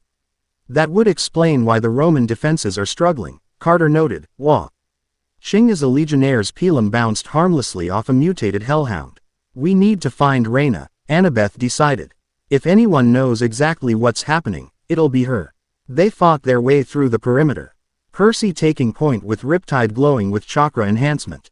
The blade cut through the hybrid monsters where standard weapons failed, leaving dissolving piles of monster dust infused with dissipating chakra. Carter and Sadie provided support with Egyptian combat magic, while Annabeth coordinated their movements, her strategic mind quickly identifying patterns in the chaos. There, she pointed toward the Senate House, where a group of Romans had formed a defensive perimeter. That's Reyna's standard. They pushed through, Percy using water from a nearby aqueduct to form chakra-infused projectiles that pierced through multiple enemies at once. As they approached the Roman lines, he spotted Reyna Avila Ramirez Arellano directing the defense, her dogs Aurum and Argentum flanking her protectively. Percy Jackson, she acknowledged as they reached her position, her eyes widening slightly at his altered appearance. Your timing is impeccable. We came as soon as we heard, Percy replied. What exactly is happening? An unprecedented attack, Reyna explained, her voice tense but controlled. It began 3 hours ago. Standard monsters at first, but then they started changing. Our weapons became less effective, and their strength increased exponentially. It's Setna, Annabeth informed her. An Egyptian magician who's found a way to infuse monsters with chakra energy from another mythological system. Reyna's expression remained composed, though Percy could see the strain behind her professional demeanor. Then you know what we're facing. Good. We've managed to hold them at the main gates, but they're testing our perimeter for weaknesses. What's Setna after? Carter asked. Is there something specific in New Rome he might want? A troubled look crossed Reyna's face. Possibly. Before the attack began, there was a disturbance in the Temple of Jupiter. Some kind of energy manifestation, a glowing orb that appeared on the altar. Augur was investigating when the monsters breached our outer defenses. Percy and Annabeth exchanged meaningful glances. A Biju scroll, Percy guessed. It has to be. The Four Tails, Kurama supplied immediately. Son Goku. His affinity is for lightning and earth, compatible with Jupiter's domain. Kurama thinks it's the Four Tails, Percy relayed. An entity with lightning and earth affinities. That tracks with what we've seen. Reyna nodded. The energy was described as yellow-brown in color, and it caused minor earth tremors when it appeared. Setna must have detected it too, Annabeth reasoned. That's why he launched this attack, to claim the scroll while you're distracted defending the borders. Then we need to get to the temple immediately, Carter decided. Before he can claim it. Reyna nodded sharply. I'll provide an escort. The route to Temple Hill may be compromised, but we'll get you through. She summoned a squadron of her most trusted legionnaires, and their expanded group began fighting their way toward Temple Hill, at the heart of New Rome. The opposition intensified as they progressed, suggesting Setna was indeed focusing his forces to prevent access to the temple. Percy found himself falling into a rhythm with Kurama's power, drawing on just enough chakra to enhance his combat abilities without risking exhaustion. The Fox offered tactical insights as they fought, identifying weaknesses in the hybrid monsters that wouldn't be obvious to normal perception. The chakra nodes at their joints, Kurama pointed out as Percy faced off against a mutated Cyclops. Strike there to disrupt the energy flow. Percy followed the advice, driving Riptide precisely into the glowing nexus point at the creature's knee. The monster immediately destabilized, its enhanced strength failing as the chakra circulation collapsed. Aim for the energy clusters at their joints. He called to the others, demonstrating the technique. It's their weak point. The Romans adapted quickly, adjusting their attack patterns to target the vulnerable nodes. Their effectiveness increased dramatically, turning the tide of the immediate battle. As they neared Temple Hill, a massive explosion rocked the ground beneath their feet. A column of sickly purple and yellow-brown energy erupted from the Temple of Jupiter, shooting skyward like a beacon. We're too late, Annabeth realized, her face grim.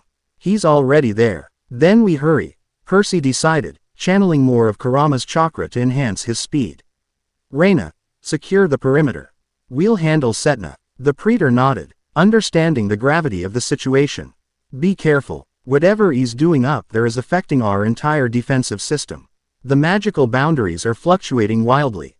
Percy, Annabeth, Carter, and Sadie sprinted up the hill, fighting through scattered monsters that seemed increasingly frantic and disorganized, as if their controller was focusing his attention elsewhere. The Temple of Jupiter loomed before them, its majestic columns now pulsing with unnatural light.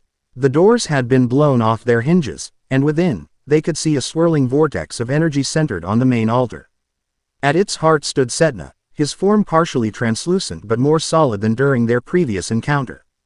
In his hands he held what appeared to be a scroll similar to the one Percy had found, but radiating yellow-brown energy instead of Kurama's golden red.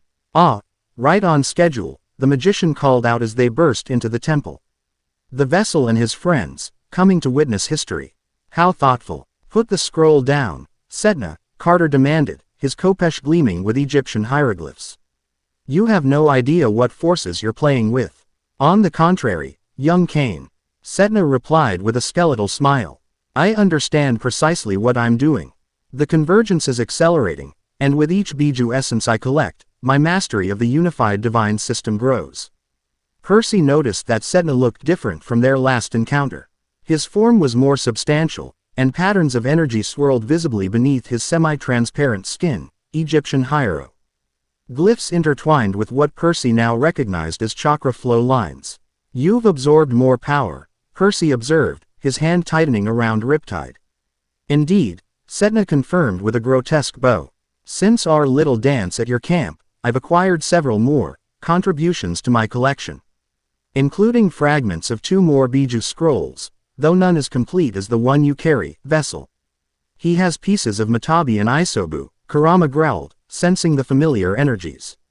Fire and water, corrupted, but recognizable. And now, Setna continued, raising the scroll he held, I add Son Goku, the 4 tails, to my repertoire. Not as a host, of course, my form couldn't contain such raw power intact. But I've developed a more efficient method of extraction. Before they could react, Setna plunged his hand directly into the scroll. The parchment seemed to liquefy, the characters streaming up his arm like living tattoos. The yellow-brown energy pulsed violently, and a roaring sound filled the temple, not quite animal, not quite human, but a primal cry of rage and pain. He's fragmenting Son Goku's essence, Kurama explained, horror evident in his mental voice. Tearing it apart to absorb the power without maintaining the entity's integrity. It's abominable. Percy felt the fox's genuine distress and anger. Despite Kurama's often aloof demeanor, there was clearly a bond bet. Between the Biju entities, a kinship that transcended their individual differences. Stop, Percy shouted, lunging forward with chakra-enhanced speed. But Setna was prepared. With his free hand, he made a complex gesture, and the floor beneath Percy's feet erupted with Egyptian hieroglyphs that wrapped around his legs like chains. Patience, Vessel, Setna chided as Percy struggled against the magical restraints. Your turn will come. But first, a demonstration of true convergence. The scroll in Setna's grasp dissolved completely, its essence flowing into the magician's form. The yellow brow and energy merged with the purple aura surrounding him, causing his entire body to momentarily glow with intense light. When the brilliance faded, Setna had changed once again. His previously ghostly form was now almost completely solid, and his eyes glowed with an unearthly light, purple with slitted pupils reminiscent of Percy's own. Magnificent, Setna breathed, examining his transformed hands. The power of earth and lightning. Added to my collection, I can feel the very foundations of this temple responding to my will. As if to demonstrate, he stamped his foot, and the entire structure trembled violently. Cracks appeared in the marble floor, spreading outward from where he stood. Sadie, now, Carter suddenly shouted. The Kane siblings had been quietly preparing a counterspell while Setna was distracted with his transformation. Sadie thrust forward a staff wrapped in glowing hieroglyphs, projecting a beam of golden light that struck Setna directly in the chest. Haughty, she incanted the Egyptian spell for destroy. Single quote. The magical blast should have been devastating, but Setna merely staggered back a step, the energy dispersing around him in crackling arcs. A fine effort, he acknowledged, brushing imaginary dust from his robes. But Egyptian magic alone can no longer bind me. I am becoming something new, something transcendent. He made another gesture, and both Kart, R and Sadie were thrown backward by an invisible force, crashing into the temple columns. Annabeth had used the distraction to circle behind Setna, her Dracon bone sword raised for a strike at his unprotected back. But just as she lunged, the magician spun with unnatural speed, catching her blade with his bare hand. "Clever girl," he said, his voice echoing with new power. But predictable, with a twist of his wrist, he snapped the blade and sent Annabeth flying to join the Cain siblings. Percy redoubled his efforts against the hieroglyph bindings, channeling Kurama's chakra directly into the magical restraints. The Egyptian symbols began to sizzle and smoke as the fox's energy corroded them. "Interesting," Setna observed, watching the process with academic detachment. "Your Biju's chakra neutralizes my Egyptian magic. A fascinating interaction between systems." The restraints finally shattered, and Percy lunged forward with Riptide, the blade wreathed in golden red chakra. Setna parried with a hand now encased in stone-like armor, a manifestation of the Four Tails Earth affinity. "You see," Setna gestured at their clashing powers. "This is the future. The walls between mythological systems are falling, and those who adapt will ascend to levels of power the isolated pantheons never dreamed possible." "You're destroying the natural order," Percy shot back, pressing his attack with a series of rapid strikes. "These systems exist separately for a reason." "Says who?" "The gods. They're merely beneficiaries of the current arrangement, not its architects." Setna counter. Ed Percy's assault with surprising skill, his movements enhanced by his stolen powers. "The convergence is a natural cosmic cycle, I'm simply accelerating and directing it." Their clash intensified, Chakra meeting chakra in explosive bursts of energy that shook the temple foundations. Percy found himself drawing more heavily on Kurama's power than he had intended, the fox's rage at Son Goku's fragmentation fueling their shared strength. "Let me help you properly, Kit," Kurama urged. "A partial manifestation. Not full transformation, but enough to match him."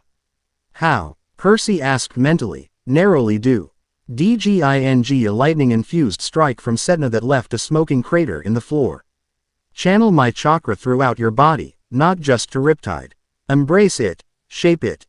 Percy took a deep breath and penned himself more fully to Kurama's power. The golden red energy surged through his entire system, manifesting visibly as a glowing aura that took on a vulpine shape around his body, a semi-transparent T-Fox silhouette overlaying his human form. The temple air grew heavy with competing supernatural forces as Percy's transformation completed. His whisker marks deepened, his eyes shifted fully to crimson with vertical slits. And his canine teeth lengthened noticeably. His movements became more fluid, almost predatory, and his strength and speed multiplied dramatically. Setna's expression shifted, from smug confidence to wary calculation. "The first stage of Biju manifestation," he observed. "Impressive for a novice Jinchuriki." Percy didn't bother responding with words. He attacked with renewed vigor, the chakra cloak extending his reach and augmenting his strikes. Riptide became almost an extension of the fox aura, its cutting power increased exponentially. Setna was forced on the defensive, his stolen powers insufficient to match a true Jinchuriki working in harmony with a complete Biju. He backed toward the temple exit, his confident demeanor cracking for the first time. "This isn't the end, vessel," he warned, making a complex series of gestures with both hands. "The convergence continues, with or without your cooperation."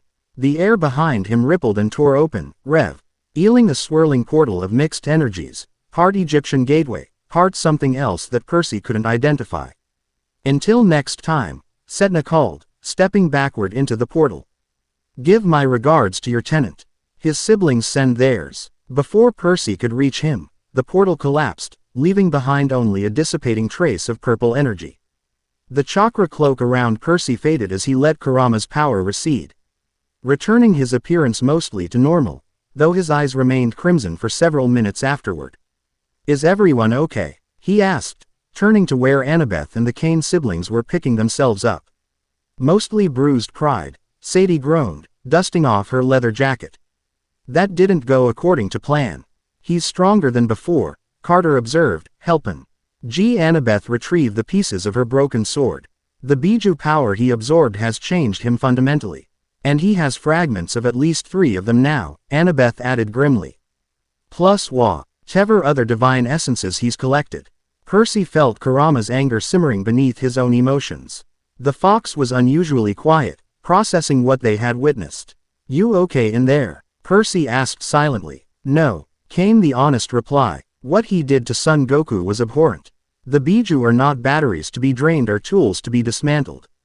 We are ancient beings with our own wills and consciousness. We'll stop him, Percy promised, and find a way to restore your siblings if possible. There may be no restoration from what he's done, Kurama said darkly. But he must be prevented from doing further harm. Their somber reflection was interrupted by Reina's arrival with a squad of legionnaires. The attack is subsiding, she reported.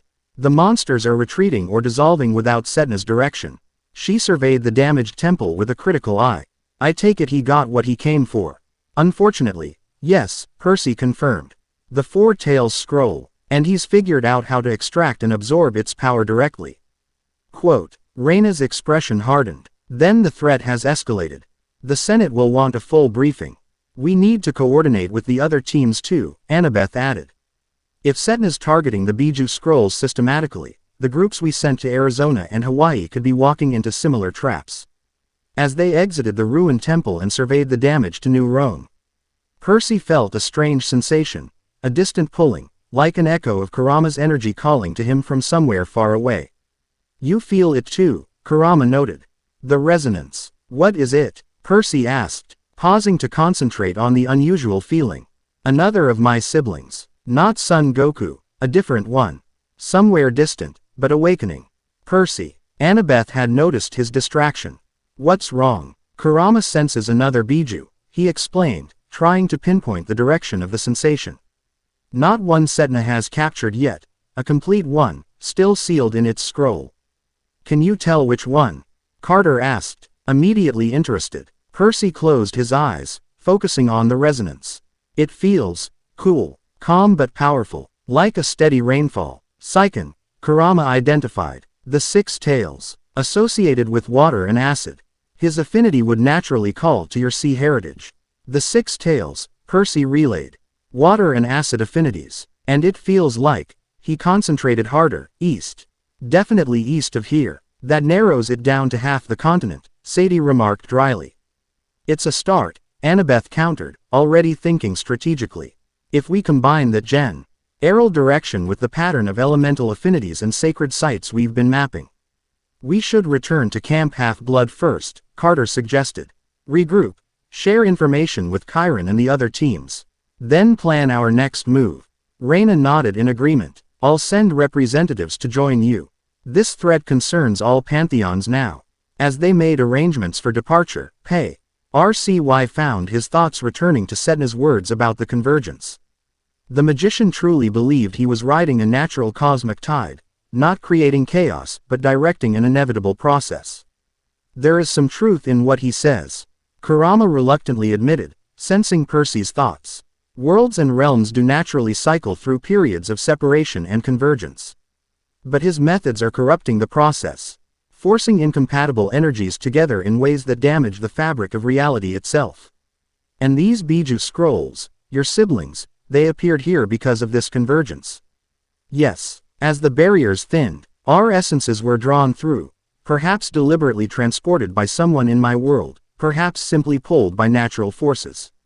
But we were never meant to be harvested as batteries for a power-hungry mortal. Percy gazed out over New Rome, where Romans were already beginning repairs to damaged buildings and tending to the wounded. Another battle fought, but the war was clearly just beginning. A convergence of worlds was coming, whether they were ready or not.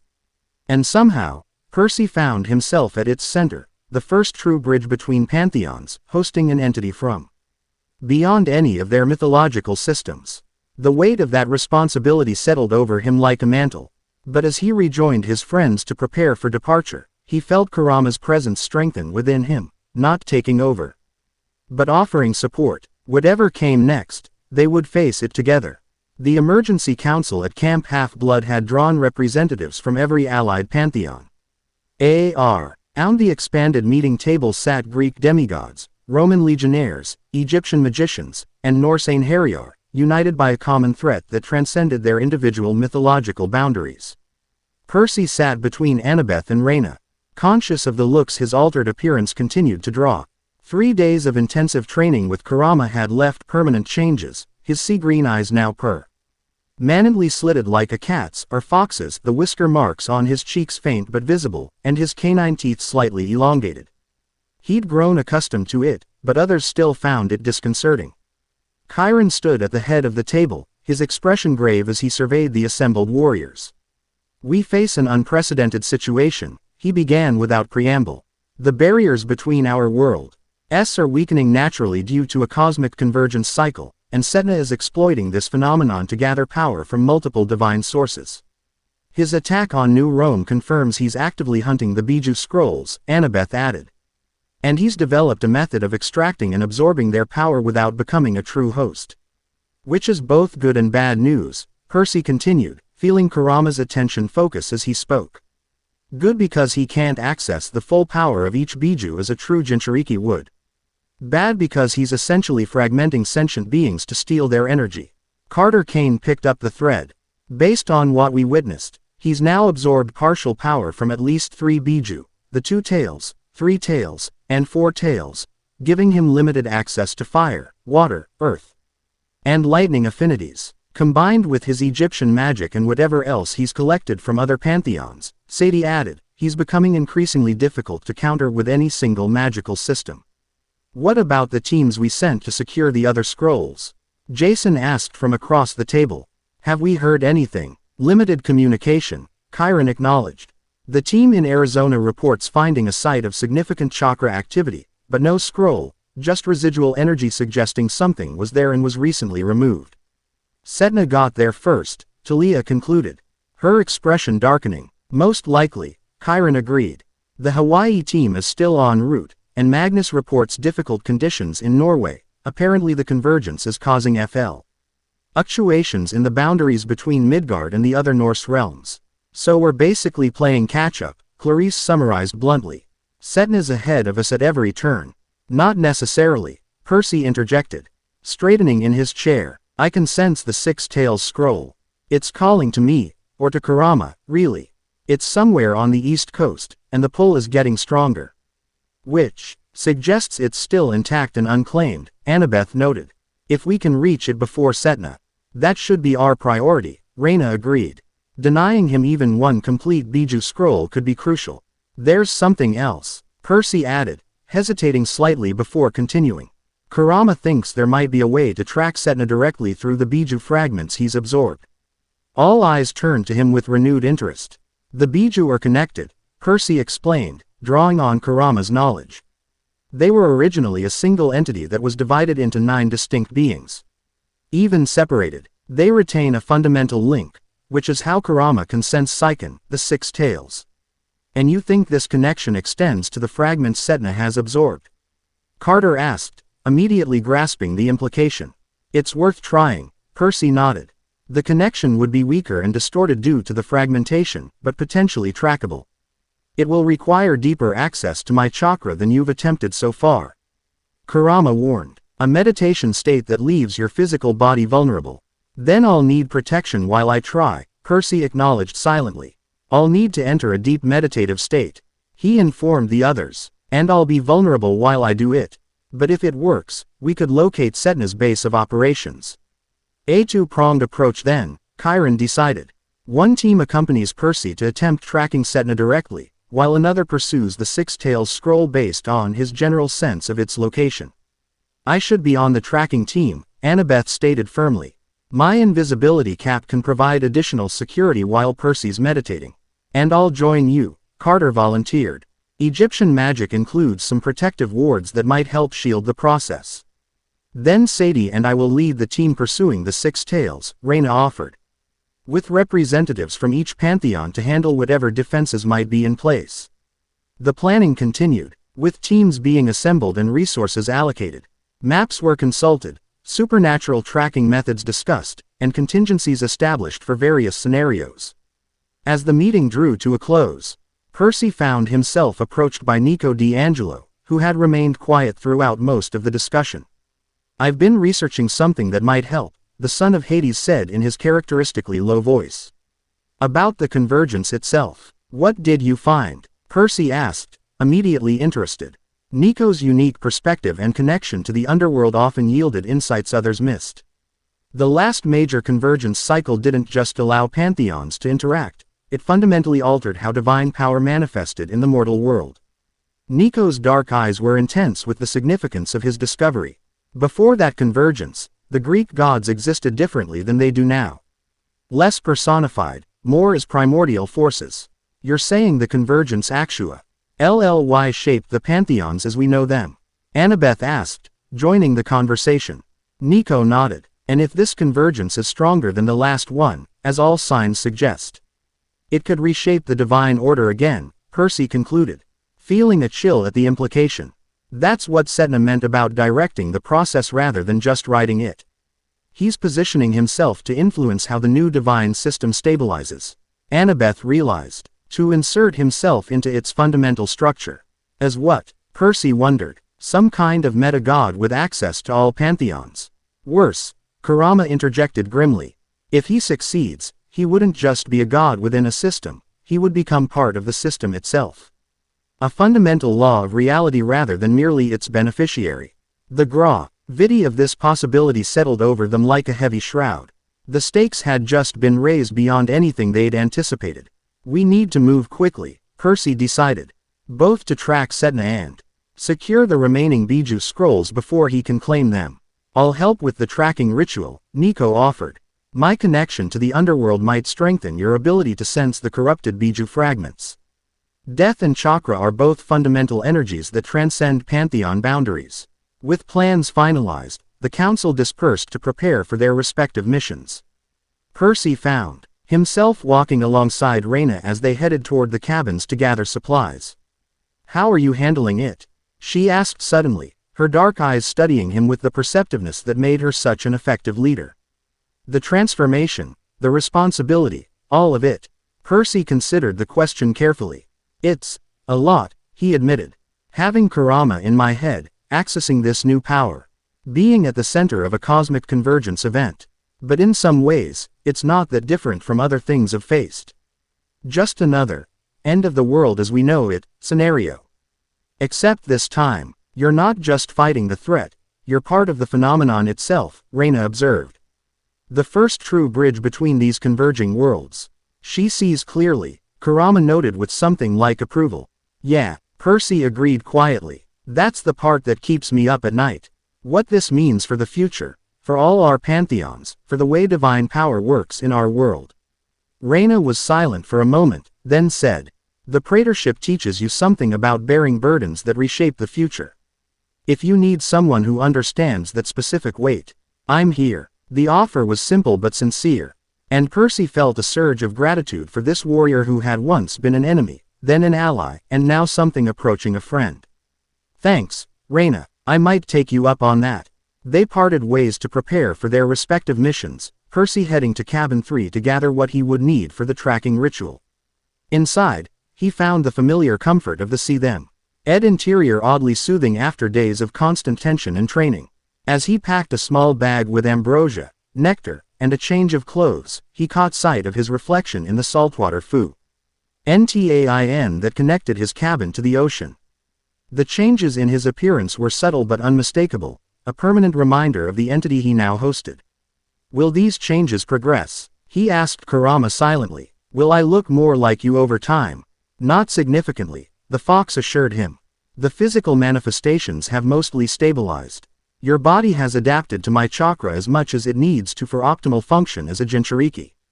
That's something, at least. Though I'm not sure how I'll explain the eyes to my mom." "Tell her the truth," Kurama suggested simply. "In my experience, mothers have a remarkable capacity for accepting the extraordinary in their children." The observation was surprisingly insightful coming from the normally gruff fox, and Percy found himself wondering about Kurama's own origins and experiences before becoming a Biju. Have you had many Jinchuriki before me? He asked as he finished packing. Several, Kurama acknowledged. Some better than others. Some I fought against. Others I eventually came to respect. You are different from them in many ways, yet similar in the ways that matter. Is that a compliment? Percy asked with a mental grin. An observation, Kurama corrected. Though without his usual edge. You have a natural affinity for partnership rather than dominance. It makes our arrangement less adversarial than I'm accustomed to. Before Percy could respond to this unexpectedly candid assessment, a knock at his cabin door announced Annabeth's arrival. Ready? She asked, poking her head in. The others are assembling at Half-Blood Hill. As ready as I'll ever be. Percy replied, shouldering his pack. Let's go find ourselves a ghost with delusions of godhood. They joined the others at the camp boundary, where two teams had formed. Nay led by Percy for the Setna tracking mission, the other by Reyna to pursue the Six-Tails Scroll. Final instructions were exchanged, communications channels established, and contingency plans reviewed.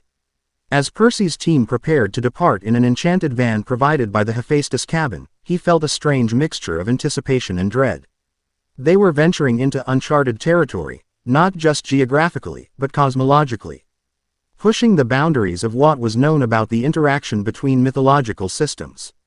The path of a Jinchuriki is never easy, Kurama observed as Percy took one last look at Camp Half-Blood. But rarely has one been called to reshape the very foundations of reality. No pressure or anything, Percy thought back wryly. Indeed, the fox agreed, with Wa. Chi might have been the mental equivalent of a smile. No pressure at all. The tracking ritual required specific conditions, a place of natural power, minimal divine influence from established pantheons, and sufficient privacy to allow Percy to enter a deep meditative state without interruption. After consultation with Chiron and the Canes, they had identified a promising location, a remote clearing in the Adirondack Mountains with a natural spring that had no specific mythological affiliations. They arrived as sunset painted the forest in gold and shadow, the van bumping along increasingly primitive roads until even those gave out. The final mile was on foot, picking their way through dense woodland until they reached the secluded clearing. This should work, Carter declared, surveying the site with approval. Natural power but no existing divine claims. Perfect neutrality for what we're attempting. Percy approached the spring at the center of the clearing, feeling the water respond to his presence, clean and pure. Untouched by human or divine manipulation. He could sense Kurama's anticipation building within him, the fox alert and focused on their task. How long will this take? Jason asked as they set up a small camp. He and Piper had joined the tracking team, along with Nico, Annabeth, and Carter. Hours, potentially, Percy admitted. Kurama says tracking the fragment Biju energy through Setna's corrupting influence will be delicate work. We'll establish a perimeter, Jason decided, his natural leadership asserting itself. Rotating watches to ensure nothing interrupts the ritual. Carter began setting up Egyptian wards around the clearing, placing enchanted amulets at strategic points and inscribing hieroglyphs that glowed faintly in the gathering dusk. These should mask our presence from most supernatural detection, he explained. And I'll keep watch from the shadows, Nico added quietly. The underworld currents are strong in mountains like the Say. I'll sense any intrusion from death-aligned entities. As the others prepared the site, Annabeth helped Percy set up the focal point for his meditation, a simple arrangement beside the spring where he could comfortably maintain position for an extended period. Are you sure about this? She asked softly, her gray eyes filled with concern. Going that deep into a connection with Kurama. It's necessary, Percy replied, squeezing her hand reassuringly. And Kurama and I have reached an understanding. This isn't like hosting a Greek god temporarily. We're partners now, not adversaries. Well said, Kurama approved. Though maintaining that perspective may become challenging once we begin. The deeper meditation will blur the boundaries between us. Just come back to yourself when it's done, Annabeth said, pressing a quick kiss to his cheek. I've gotten used to you as you are, fox eyes and all. Percy smiled at that. I promise, no matter how deep I go, I'll always come back to you. With final preparations complete, Percy took his position beside the spring. The others retreated to a respectful distance, maintaining watchfulness while giving him the space needed for concentration. "How do we begin?" Percy asked Kurama, settling into a cross-legged position. "First, reach out to the water," the fox instructed. "Use it as a focusing medium, it responds naturally to you. And water's fluidity makes it an excellent conductor for chakra." Percy extended his senses into the spring, feeling the familiar comfort of his natural element. The water welcomed him, recognizing its kinship with the son of Poseidon. "Now, draw a small amount of water up and form a sphere between your palms." Percy complied, raising a baseball-sized sphere of water that hovered between his cupped hands. The liquid caught the last rays of sunset, glowing with amber light. "Good. Now infuse it with my chakra, gradually, not all at once. We need a balanced medium." With practiced control, Y channeled Kurama's energy into the water sphere. Golden red chakra swirled within the liquid, transforming it into something more than mere water, a physical manifestation of their combined essences. "Now focus on the Biju fragments within Setna. Remember the feeling of Son Goku's energy as it was torn apart. Seek that resonance." Percy closed his eyes, concentrating on the memory of the four Il's distinctive chakra signature, earthy and electric, powerful and wild. The water sphere between his palms began to pulse in response, the chakra within it shifting toward a yellowish tint. "Yes, like that. Now extend your awareness through the medium. Let your consciousness follow the chakra current." Percy felt himself sinking deeper into meditation, his awareness expanding beyond his physical body. The water sphere served as both anchor and conduit, keeping him connected to his body while allowing his consciousness to extend outward. The sensation was unlike anything he'd experienced or similar in some ways to his usual connection with bodies of water across distances, but far more expansive. Through Kurama's chakra network, he could sense energy patterns spread across the continent, glowing like stars in his mental landscape. There, Kurama guided, focusing their shared perception toward a distant flare of corrupted energy. That distortion contains fragments of Son Goku's essence. Percy directed their awareness toward the anomaly, careful to avoid full contact. The corrupted chakra felt wrong, like a beautiful song played with instruments deliberately out of tune. LD sensed the Four Tails' original nature, twisted and fragmented but still recognizably itself. "Where is it physically?" Percy asked, trying to translate the metaphysical perception into geographical terms. "Deeper," Kurama instructed. "We need to follow the connection to its physical anchor." Their joined consciousness traced the energy pattern through layers of reality, gradually resolving the ritual signature into physical coordinates. Images began to form in Percy's mind: a coastline, a city skyline, an underground complex beneath an abandoned structure. Washington, D.C., Percy recognized with surprise. Setna is operating right under the government's nose. Strategic, Kurama noted. The city is built on a confluence of ley lines and contains monuments with symbolic power from multiple cultural traditions. As their shared perception focused more clearly on Setna's location, Percy became aware of other energy signatures surrounding the magician's base, hybrid creatures similar to those that had attacked Camp Half-Blood and New Rome, but more stable and permanent. Guards or servants, perhaps. And at the center, Setna himself, his aura now a disturbing mixture of Egyptian magic, corrupted chakra from multiple Biju. And something else, something ancient and Greek. He's absorbed power from our pantheon too, Percy realized with alarm. Yes, something chthonic, from the deep earth or the underworld. Percy attempted to focus more closely on Setna himself, trying to discern the full extent of the magician's collected powers. But as their perception narrowed, something unexpected happened. Setna looked up, as if sensing their metaphysical observation. "Ah, the vessel," the magician's voice somehow carried across the spiritual connection. "Scrying on me, how enterprising." Percy instinctively tried to withdraw, but Setna had already locked onto their connection.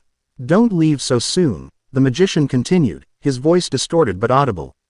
"Since you've gone to such trouble to find me, let me offer a proper welcome." A surge of corrupted energy rushed back along their connection, striking Percy's and Kurama's joined consciousness like a tidal wave. The water sphere between Percy's physical hands exploded outward, dousing him in chakra-infused liquid that immediately began to steam. "Break the connection," Kurama shouted, throwing up barriers of his own energy to shield their shared consciousness. Percy struggled to disengage, finding the connection had become sticky, like mental quicksand. Setna was actively holding them in place, using the fragmented Biju energies to maintain the link. "Your fox friend isn't the only one who understands chakra networks," Setna's voice mocked. "I've been studying diligently. Such fascinating possibilities for cross-realm communication. How is he doing this?" Percy demanded, fighting against the invasive presence. "He's using Son Goku's and Isobu's fragments as anchors," Kurama explained, continuing to erect barriers. "They recognize me and are reaching out, or what's left of them is." In the physical world, Percy's body had gone rigid, his eyes glowing with intense golden red light. The water from the spring was responding to his distress, rising up around him in agitated spouts and waves. "Percy." Annabeth's voice seemed distant, coming from the physical realm while his consciousness was caught in the metaphysical tug-of-war. "Something's wrong. His vital signs are spiking. The wards are being breached," Carter's voice added urgently. "Some kind of backdoor intrusion. In the mental landscape, RCY could feel Setna attempting to follow their connection back to his physical location, using the tracking ritual in reverse. "We need to sever this completely," Kurama growled, gathering his power for a decisive counter. "How?" "Trust me, but it will be unpleasant." Before Percy could ask for clarification, Kurama unleashed a massive surge of pure chakra, not directed at Setna, but at their own connection. The fox was essentially burning the bridge while they stood on it, cauterizing the metaphysical link at the cost of significant discomfort. The pain was intense but brief. Percy felt the connection snap, and his consciousness came rushing back to his physical body with jarring suddenness. He gasped, eyes flying open as he fell backward onto the grass beside the spring. "Percy." Annabeth was at his side immediately, helping him sit up. "What happened?" "Setna," Percy managed between ragged breaths. "He sensed us, tried to trace the connection back. The wards contained it," Carter reported. "Though he looked shaken, but it was close. Whatever feedback came through your link nearly overwhelmed my defenses."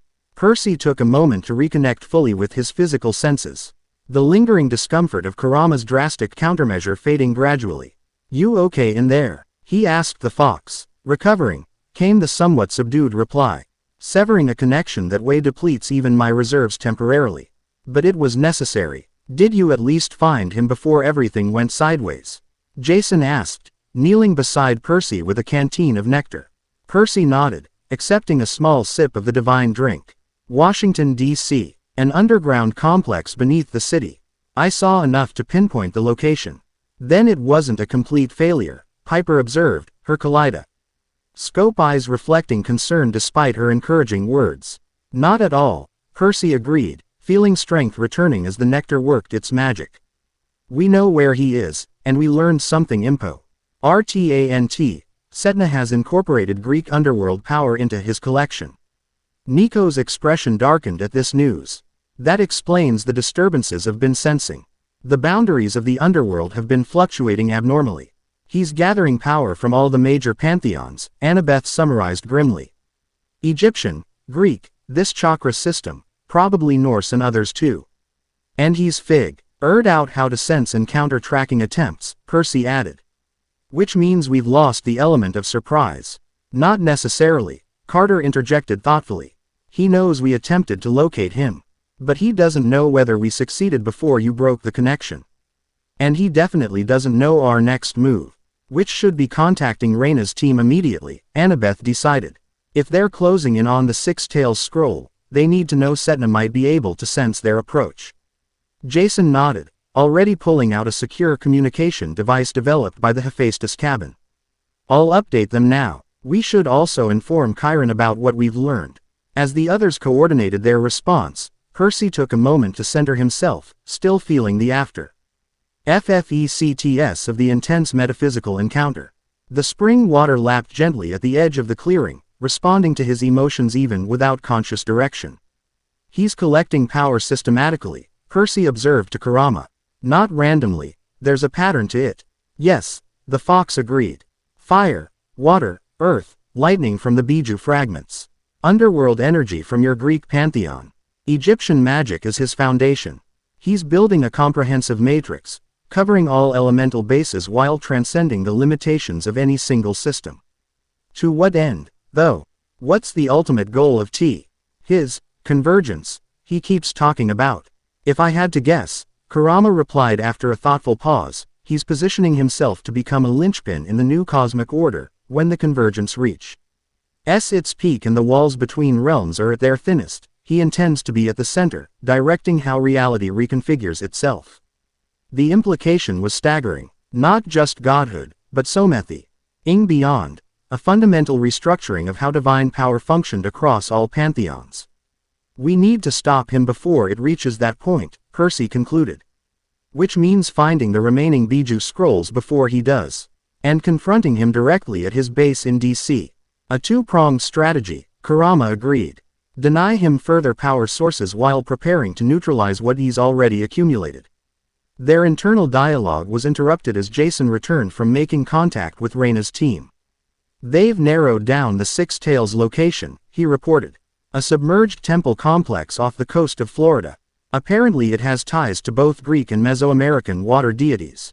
Perfect alignment for Psychon's water affinity, Percy noted, feeling the distant resonance of the Six Tails strengthen as he focused on it. They're getting close. They've requested backup, Jason continued. The temple is guarded by hybrid creatures similar to what we faced at Camp Jupiter, but adapted for underwater combat. Percy exchanged glances with Annabeth.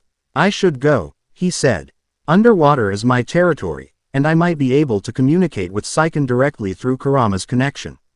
The rest of us will continue to DC. Annabeth decided after a moment's consideration. Reconnaissance only. No direct engagement until we regroup. I'll accompany Percy, Nico volunteered unexpectedly. If Setna has incorporated underworld energy, my father's power might help counter it.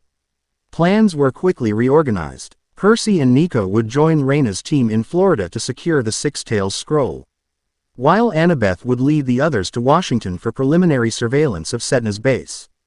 As they packed up their temporary camp and prepared to separate, Percy found himself standing once more beside the spring, watching the water gradually settle back to its natural state.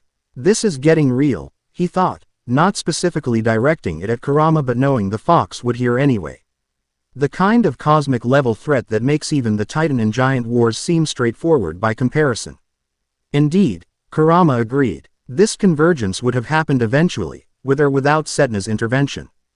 But his actions are accelerating and perverting the process, threatening the balance of all realms involved. And somehow I'm in the middle of it, again. Not just in the middle, Kit, Kurama corrected. You are the first true bridge between systems, a harmonious union of demigod power and Biju chakra. In many ways, you represent what the convergence should be, while Setna represents its corruption.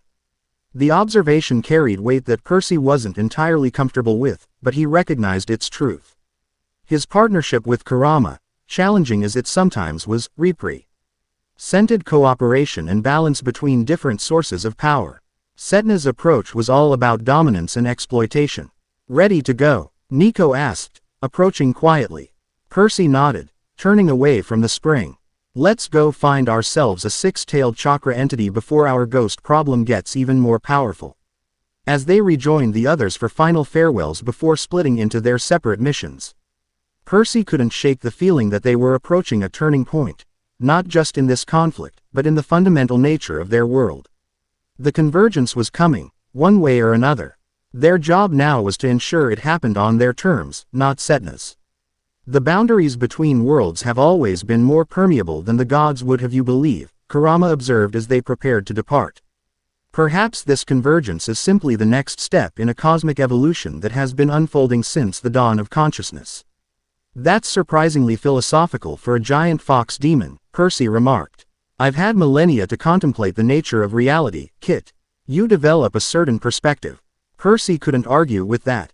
And as their team set off toward their next challenge, he found himself grateful for the fox's ancient wisdom, even if it came packaged with a healthy dose of sarcasm and the occasional power boost that turned his eyes red and gave him whisker marks.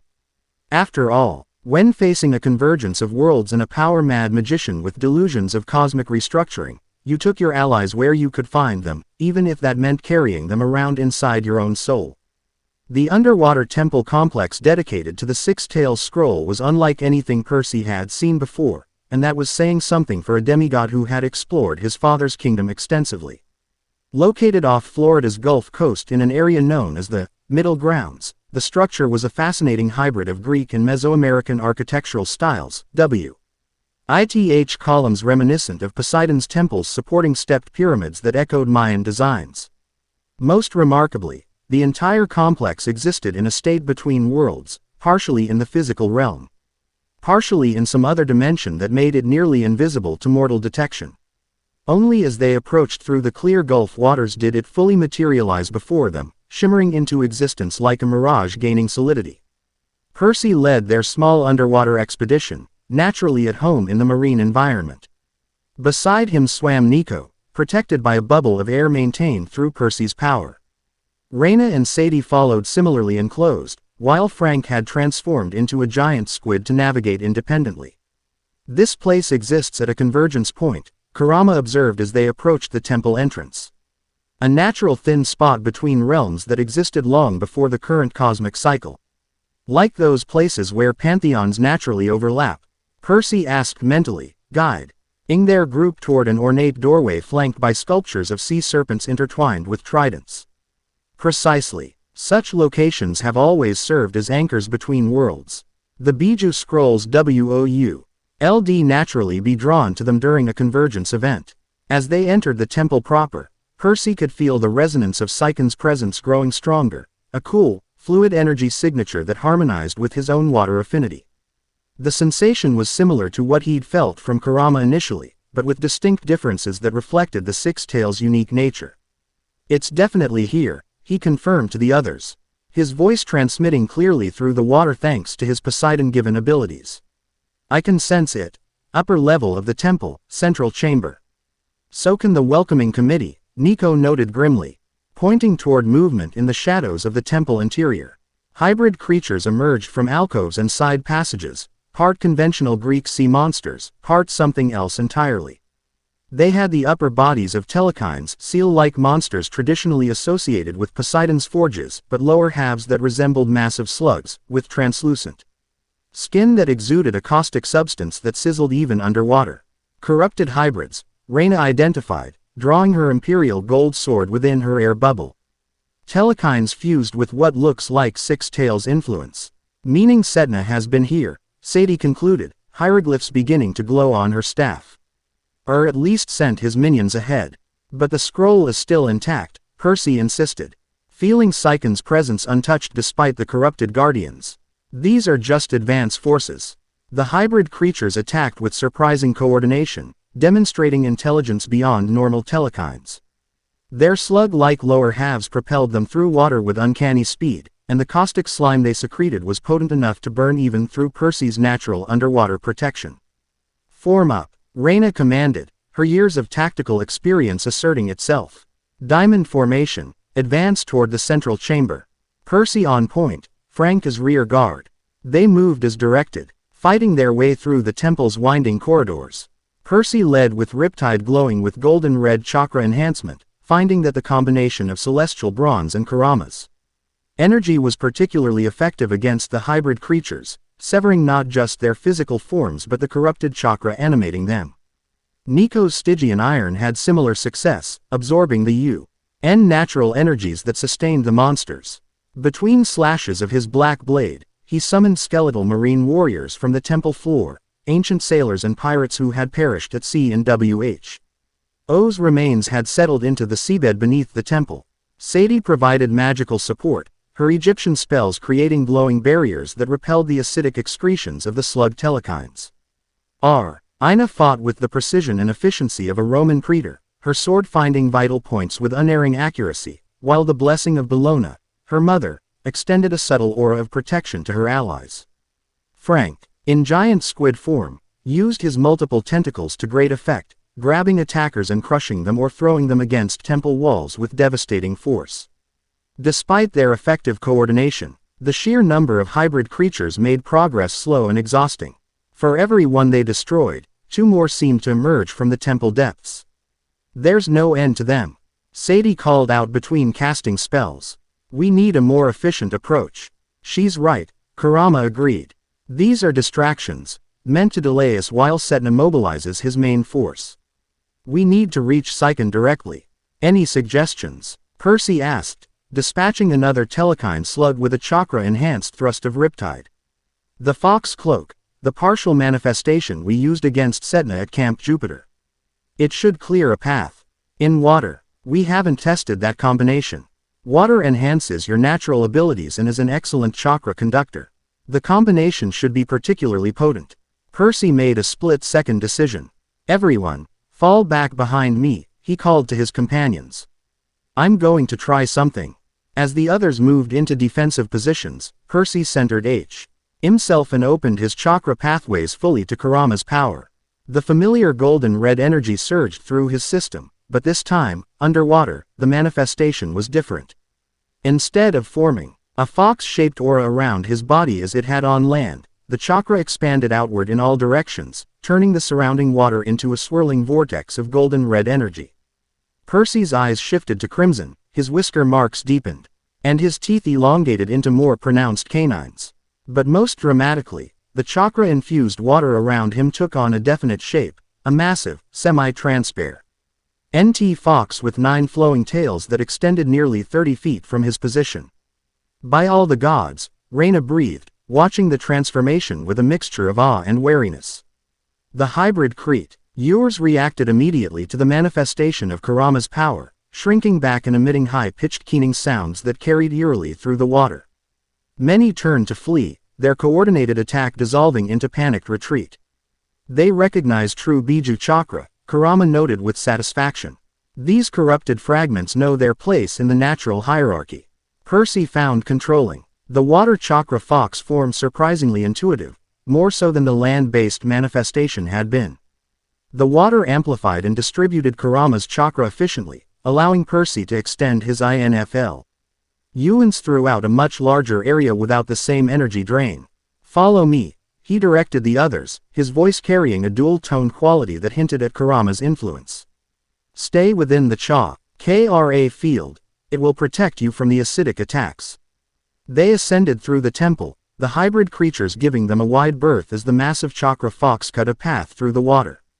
Occasionally, bolder specimens would attempt attacks from the flanks, only to be swept away by casual movements of the energy tails.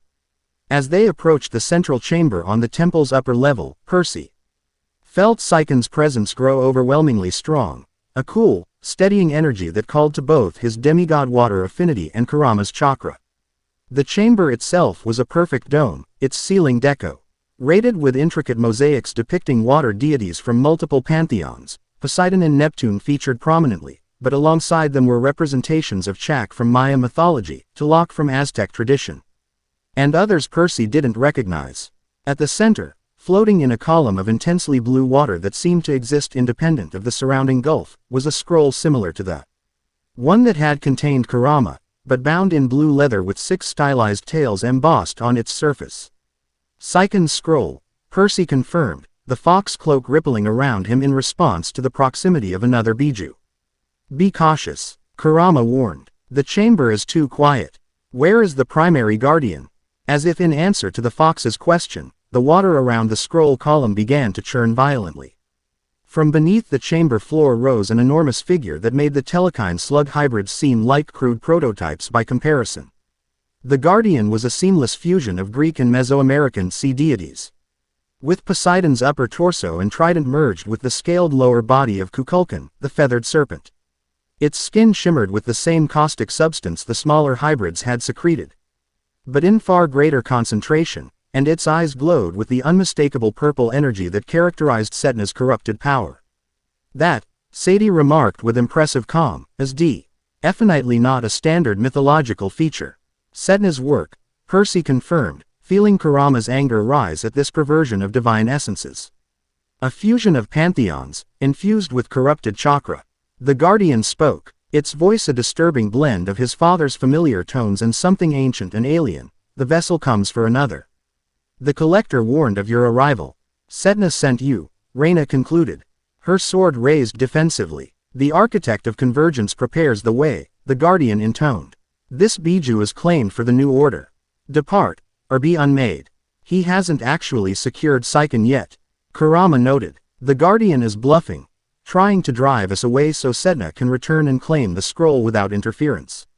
Percy relayed this insight to the others, keeping his fox cloak maintained as he assessed the situation. The guardian was immensely powerful, a deity-level threat, but not unbeatable with their combined abilities. We need a coordinated attack, he decided. The guardian is drawing power from multiple pantheons, so we counter with the same: Greek, Roman, Egyptian, and chakra, all striking simultaneously. The others nodded in agreement, quickly formulating a plan.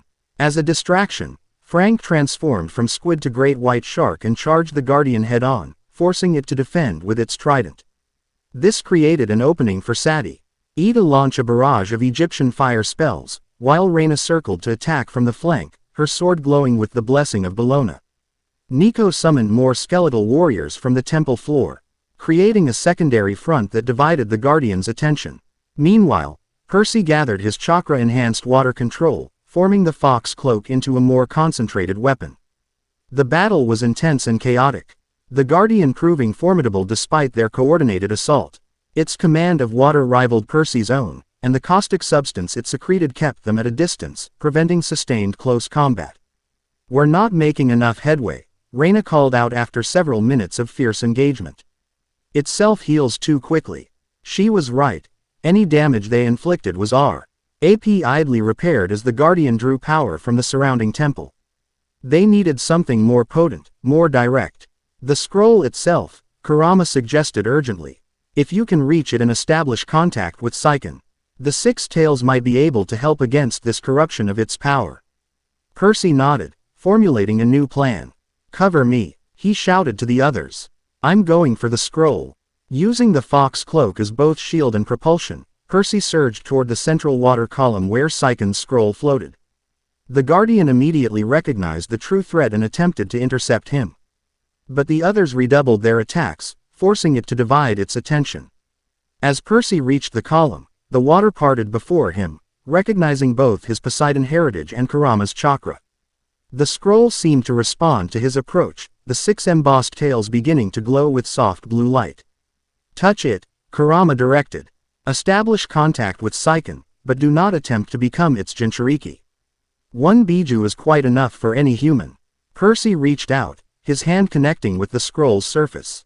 Immediately, a rush of cool, soothing energy flowed up his arm, different from Kurama's fiery chakra, but recognizably similar in its fundamental nature. "Saiken," Percy called mentally, extending his awareness as Kurama had taught him during their training. A presence responded, bubbling, fluid, with multiple overlapping voices that somehow formed a coherent whole, the Nine Tails Jinchuriki. "You come at a critical juncture. Setna, the collector, he's hunting the Biju scrolls," Percy explained rapidly. "He's already fragmented 3 of your siblings. We have felt their pain across the barriers," Saiken acknowledged, sorrow evident in the multifaceted voice. "The convergence draws us together only for this abomination to tear us apart. We're trying to stop him," Percy assured the Six Tails. "Will you help us?" "I cannot become fully manifest without a host," Saiken replied. "But I can lend power against the corruption of my essence." The scroll began to dissolve, much as Kurama's had, but instead of being absorbed into Percy, the blue energy flowed around him, merging with the fox cloak to create a dual-natured chakra manifestation. Golden red and bubble blue energies swirled together, forming a composite aura that retained the fox shape but incorporated NTS of Saiken's slug-like appearance in the flowing tails. A temporary cooperation, both Biju explained simultaneously, their voices overlapping in Percy's mind. Against a common threat, Percy turned back toward the guardian, who had momentarily paused its attack, seemingly confused by the unexpected energy signature now confronting it. The dual Biju chakra cloak around Percy pulsed with tremendous power, not the dominating fury of Kurama alone, but a harmonious combination that balanced the fox's fire with the slug's flowing adaptability. "This is how pantheons should interact," Percy declared, his voice carrying the echo of both Biju. "Cooperation, not corruption. Balance, not dominance. The Guardian roared in defiance, but there was uncertainty in its composite features, as if the forcibly merged divine essences within it recognized something fundamentally right about the willing cooperation Percy now embodied. With a surge of combined chakra, Percy launched forward. The Guardian raised its trident to defend. But the dual nature energy flowed around the weapon like water while simultaneously burning through it like fire. Percy's strike connected directly with the center of the Guardian's chest, where a pulsing core of purple energy, Setna's corrupting influence, was visible beneath its shimmering skin. The impact was catastrophic for the Guardian. The harmonized Biju chakra neutralized Setna's corruption, causing the forced fusion to destabilize rapidly. The Guardian's form began to separate, the divine essences that had been unnaturally combined pulling apart and returning to their original states. Within moments, the imposing hybrid had dissolved into swirling currents of distinct energies that dissipated throughout the temple, returning to their respective pantheons rather than being destroyed. As the Guardian's threat ended, Percy felt Psychon's energy begin to condense back into physical form, not returning to a scroll, but crystallizing into a small, six-tailed figurine of solid blue crystal that floated gently into his palm. A more secure vessel, Psychon explained. The scroll form was vulnerable to Setna's methods. This crystallized chakra can only be accessed willingly, not forcibly extracted. Clever, Kurama approved, and more practical for transport. Percy felt the dual chakra cloak recede, the fox cloak returning to its normal golden red hue as Psychon's essence fully contained itself within the crystal figurine. The six tails presence faded from his mind, though a faint connection remained, like a distant awareness rather than the direct communication they had briefly shared. What just happened? Sadie demanded as the others approached cautiously. 1 minute you're glowing orange, then blue gets added, and then the Guardian just comes apart. Percy held up the crystal slug figurine, which gleamed softly in the underwater light. Psychon, the six tails, helped us.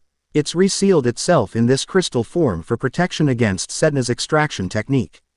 A willing alliance rather than forced subjugation, Reyna observed, studying the figurine with interest. Symbolically significant, considering what we're facing. And practically significant, Nico added. That's one Biju Setna definitely won't be adding to his collection. Frank, back in human form within an air bubble, nodded in agreement. So what now? We have the six tails secured. Do we head to DC to confront Setna directly?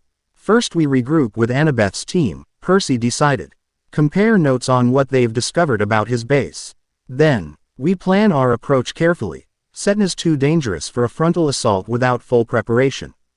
As they prepared to leave the temple, Percy felt a subtle shift in the structure around them, the hybrid architecture seeming to stabilize, becoming less of a forced fusion and more of a harmonious blend. It was as if their victory over the corrupted Guardian had somehow affected the temple itself, nudging it toward balance rather than conflict. A microcosm of what's at stake, Kurama commented, sensing Percy's observation. The convergence itself is neutral, neither good nor evil. It's how it's directed that determines whether it leads to harmony or chaos. And Setna is definitely pushing for chaos, Percy replied silently. Or what he perceives as order, his order. A cosmic restructuring with himself at the center. The idea was chilling in its ambition. Not just godhood, but a fundamental rewriting of how divinity itself functioned across all pantheons. As they exited the temple and began their journey back to the surface, Percy found himself contemplating what they had learned. The successful alliance with Psychon, even temporary, demonstrated an alternative approach to the convergence, cooperative rather than exploitative, preserving the integrity of distinct traditions while allowing them to work together harmoniously. Perhaps that was the true purpose of his unexpected role as Kurama's Jinchuriki, not just to fight Setna, but to model a different vision of how the converging worlds could interact. It was a heavy responsibility, but one that felt right somehow. And as He broke the surface of the Gulf waters, the crystal figurine of Psychon secure in his pocket and Kurama's presence steady within him, Percy found himself more determined than ever to see this conflict through to its conclusion. Not just for the sake of his own pantheon, but for all the interconnected worlds now drawing inexorably together. Annabeth's reconnaissance team had established a temporary base of operations in an abandoned warehouse on the outskirts of Washington, D.C., strategically located to monitor Sedna's underground complex while remaining outside the range of his supernatural detection. The facility extends beneath 3 different historical buildings, Annabeth explained, pointing to a detailed map spread across their makeshift planning table. All of them with symbolic significance to American national mythology, which, while not a traditional pantheon in the divine sense, carries its own type of power. Sedna's tapping into that symbolic energy, Carter theorized. National monuments often serve as focal points for collective belief, which can generate a form of ambient magic even without explicit divine connections. Percy studied the map thoughtfully, N's crystal figurine resting beside his hand. He and Nico had rejoined the main group just hours earlier, bringing news of their successful acquisition of the 6 tails and their discovery of Sedna's evolving methods. His hybrid creations are getting more sophisticated, Percy reported. The Guardian at Sykon's temple was a nearly seamless fusion of Greek and Mesoamerican deities, infused with corrupted chakra. Not just a monster with power upgrades, but a true amalgamation. We're seeing similar evolution here, Jason confirmed. The perimeter guards around his complex show characteristics CS from at least 3 different pantheons, plus chakra enhancements.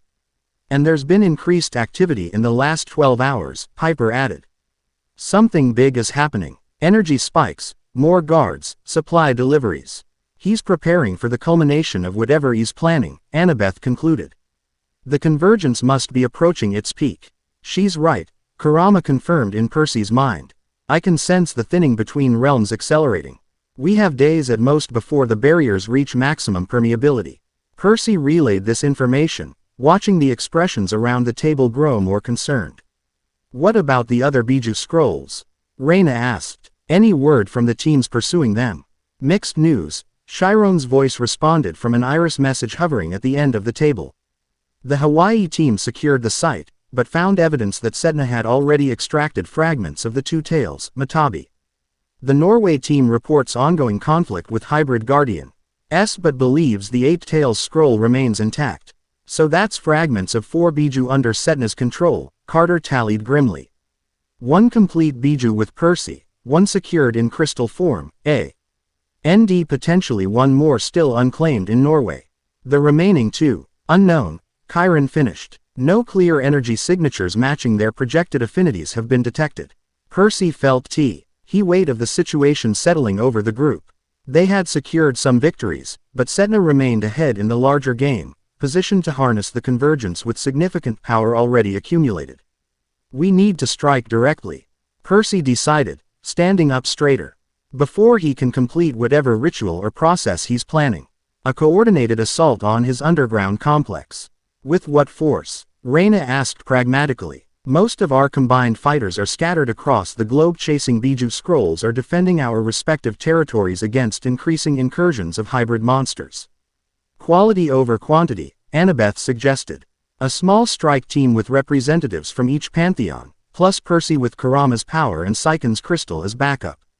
Serg. ICAL operation rather than a frontal assault, Jason agreed. Get in, neutralize Sedna, and disrupt whatever convergence manipulation he's attempting.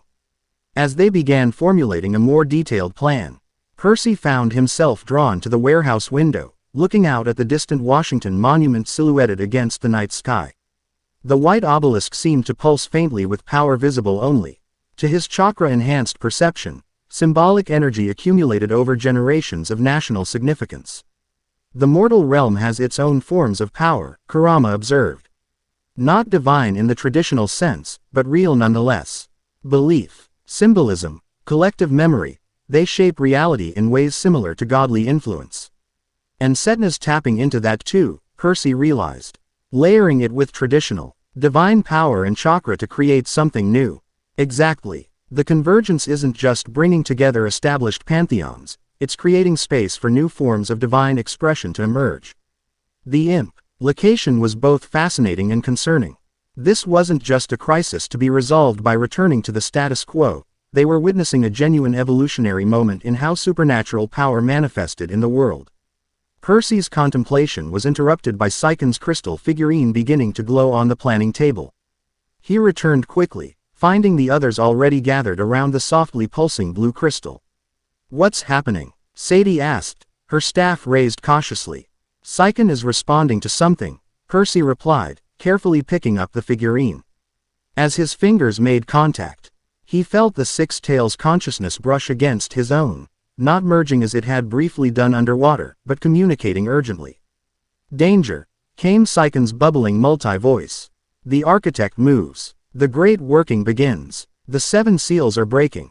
Percy relayed this warning, watching alarm spread across his companions' faces. 7 seals, Carter repeated. That sounds ominously specific. Annabeth's eyes widened with sudden understanding. The 7 seals of the apocalypse, from Christian mythology. Setna mentioned collecting from multiple cultural traditions, not just the ancient pantheons we're familiar with. But why would he use those specifically? Jason questioned. They're associated with end times, not creation or convergence. Unless, Nico began, his expression darkening. He's not just trying to direct the convergence, he's planning to trigger a complete cosmic reset. Not evolution, but revolution. Breaking down the existing order entirely to rebuild it according to his design. The slug is right, Kurama confirmed grimly. I can sense it now, a massive working of combined energies centered beneath the city. Setna is attempting to accelerate the convergence to its breaking point, forcing a complete collapse of the barriers between realms. We're out of time for careful planning, Percy announced, pocketing Saiken's crystal and reaching for Riptide. Whatever Setna's final ritual is, it's already beginning. We need to move now. Agreed, Reyna nodded sharply, her Praetor's instincts recognizing the shift from strategy to urgent action.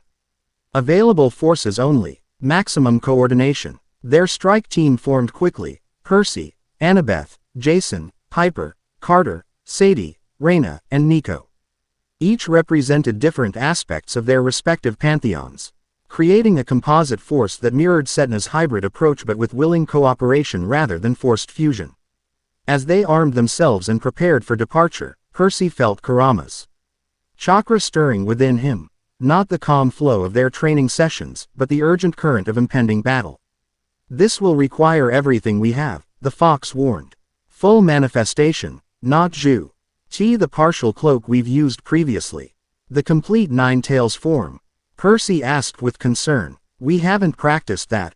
I'm not sure I can control it. Not control, partnership, Kurama corrected. As you did briefly with Saiken. But deeper, more complete. True Jinchuriki transformation. The prospect was both exhilarating and terrifying. From Kurama's memories, Percy knew that full Biju manifestation was extraordinarily powerful but equally dangerous, risking loss of self if the human host couldn't maintain their identity in the face of the Biju's overwhelming presence. If that's what it takes to stop Setna, Percy decided, then we'll make it work. Your determination continues to impress, Kit, Kurama acknowledged, a hint of what might have been respect coloring his mental tone. The IR team moved out under cover of darkness, approaching Setna's complex through the urban shadows of Washington, D.C. They had identified 3 potential entry points based on Annabeth's reconnaissance. A service tunnel connected to an older subway line, a maintenance access through one of the historical buildings above the complex, and a drainage system that intersected with the underground facility. Split into 3 infiltration teams. Annabeth directed. Jason and Piper take the building access, Carter and Sadie the subway approach, Percy and I will go through the drainage system. Reyna and Nico, hold in reserve at the primary junction point we identified, ready to reinforce whichever team makes first contact. As they separated into their assigned groups, Percy felt a growing sense of finality, as if they were approaching not just the climax of this particular conflict, but a genuine turning point in the history of their interconnected worlds. You okay? Annabeth asked quietly as they located the drainage access, a modern grate covering an older stone channel that predated much of the city's current infrastructure. Just contemplating how weird my life continues to be, Percy replied with a slight smile. Giant fox living in my soul, cosmic convergence threatening reality, ghost magician with delusions of being the architect of a new divine order, you know, the usual. She returned his smile, though her eyes remained concerned. Whatever happens down there, just come back to me, seaweed brain. Fox enhanced or not, you're still Percy Jackson, and that's who I'm fighting for. Always, he promised. sealing it with a quick kiss before they turned their attention to the task at hand. The drainage system was damp and cramped, but navigable. Percy's natural affinity for water made the journey easier, as he could sense the flow patterns and avoid potential hazards. Kurama's enhanced senses provided additional awareness, alerting them to the presence of hybrid gua road creatures long before they came into view. The energy concentration is growing stronger, Kurama noted as they descended deeper beneath the city. Setna's ritual is well underway. Can you tell what exactly he's doing? Breaking barriers methodically, not just between pantheons, but between fundamental states of existence. Divine and mortal, living and dead, physical and metaphysical. The implications were staggering, not just rewriting the rules of how gods interacted, but erasing the very categories that defined different forms of existence. Their communicators activated with Jason's voice. We've made contact. Heavy resistance at the upper levels. Definitely some kind of major working happening below. The entire building is vibrating with power. Similar situation at the subway access, Carter reported moments later. Egyptian wards layered with something else. Norse runes, I think. We're working to dismantle them, but it's slow going. Percy and Annabeth exchanged glances. The drainage approach might be our best bet, he suggested. Less obvious, possibly less heavily defended. Worth a try, she agreed. Reina, Nico, converge on our position. We may have found our entry point. They continued through the increasingly ancient stonework of the drainage system, eventually reaching a section where the modern infrastructure gave way to much older construction, colonial a brickwork that itself had been built upon what appeared to be pre-Columbian foundations. This city has more layers than most people realize, Annabeth observed, studying the architectural transiti. Ons with professional interest despite the urgency of their mission. Perfect for someone trying to tap into multiple cultural power sources simultaneously. They encountered their first real resista. NCE at a junction where the drainage channel intersected with what appeared to be a ceremonial chamber of some kind. A circular room with symbols from multiple traditions carved into its stone walls. Guarding the chamber were creatures that defied easy classification. Part human, part animal, with features that seemed to shift and flow between different mythological archetypes. Convergence manifestations, Percy identified, feeling Kurama's recognition of the phenomenon. Not created by Setna directly, but drawn into physical reality by the thinning barriers. The creatures detected them immediately, emitting haunting cries that echoed through the underground passages. Percy uncapped Riptide, the celestial bronze blade glowing with golden-red chakra as he channeled Kurama's power. I'll take point, he told Annabeth. Your invisibility cap ready, she nodded, already slipping the Yankee's cap onto her head and vanishing from view. Their long partnership had developed efficient combat protocols. Percy would draw attention while Annabeth maneuvered invisibly for precision strikes. The convergence manifestations attacked with unsettling fluidity, their forms and abilities shifting mid-combat. One moment Percy was facing what appeared to be a Greek cynocephalus, dog-headed warrior, the next it had transformed into something resembling a Norse draugr, then shifted again to display Egyptian jackal features. Riptide's chakra enhancement proved effective, however. The golden-red energy disrupted the creatures' unstable forms, causing them to dissolve back into the metaphysical ether from which they had been drawn. Annabeth's invisible strikes complemented his approach, her Dracon bone sword finding vulnerable points while the creatures focused on Percy's more visible threat. They had nearly cleared the chamber when Reina and Nico arrived, adding their abilities to the battle. Nico's Stygian iron proved particularly effective against the manifestations, his underworld F-affiliated power naturally counteracting the beings caught between states of existence. The main complex should be through that passage, Annabeth indicated once the immediate threat was neutralized, reappearing as she removed her cap. Based on the energy readings and architectural patterns, Setna's ritual chamber would be at the center, approximately 5 levels down. I can feel it, Nico confirmed, his face pale but determined. A massive disturbance in the fabric between life and death. Whatever he's doing is creating ripples throughout the underworld. And throughout the chakra network, Kurama added. The natural energy flows are being forcibly redirected, channeled toward a central working of immense magnitude. They proceeded more cautiously now, aware that they were approaching the heart of Setna's operation. The passages descended in spiral patterns, each level displaying different architectural influences, Greek columns giving way to Egyptian hypostyles, Norse runestones EMB. Edited in walls that incorporated Mesoamerican step designs. He's built this place as a physical representation of convergence, Annabeth observed. Each level drawing on different cultural traditions, all flowing toward a central point. A ritual space designed to harness the power of multiple pantheons simultaneously, Carter's voice came through their communicators. We've breached the upper levels and are seeing similar patterns. All passages lead downward, toward some kind of central chamber. Converge there, Percy directed. All teams. We need to hit Setna with everything we have, from all traditions at once. As they descended to the lowest level, Percy could feel the overwhelming concentration of power, a swirling maelstrom of energies from diverse sources, all being forcibly harmonized through Setna's corrupted techniques.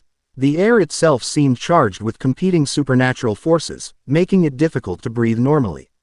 Prepare yourself, Kurama warned as they approached a massive set of doors inscribed with symbols from virtually every mythological tradition imaginable. What lies beyond will test the boundaries of what your mind can comprehend. We've faced worse, Percy responded with more confidence than he entirely felt. Perhaps, but never so many, worse, things simultaneously. The doors opened not to their touch, but seemingly of their own accord, as if Setna had been expecting them and had prepared a proper entrance for his audience. The chamber beyond defied conventional architecture.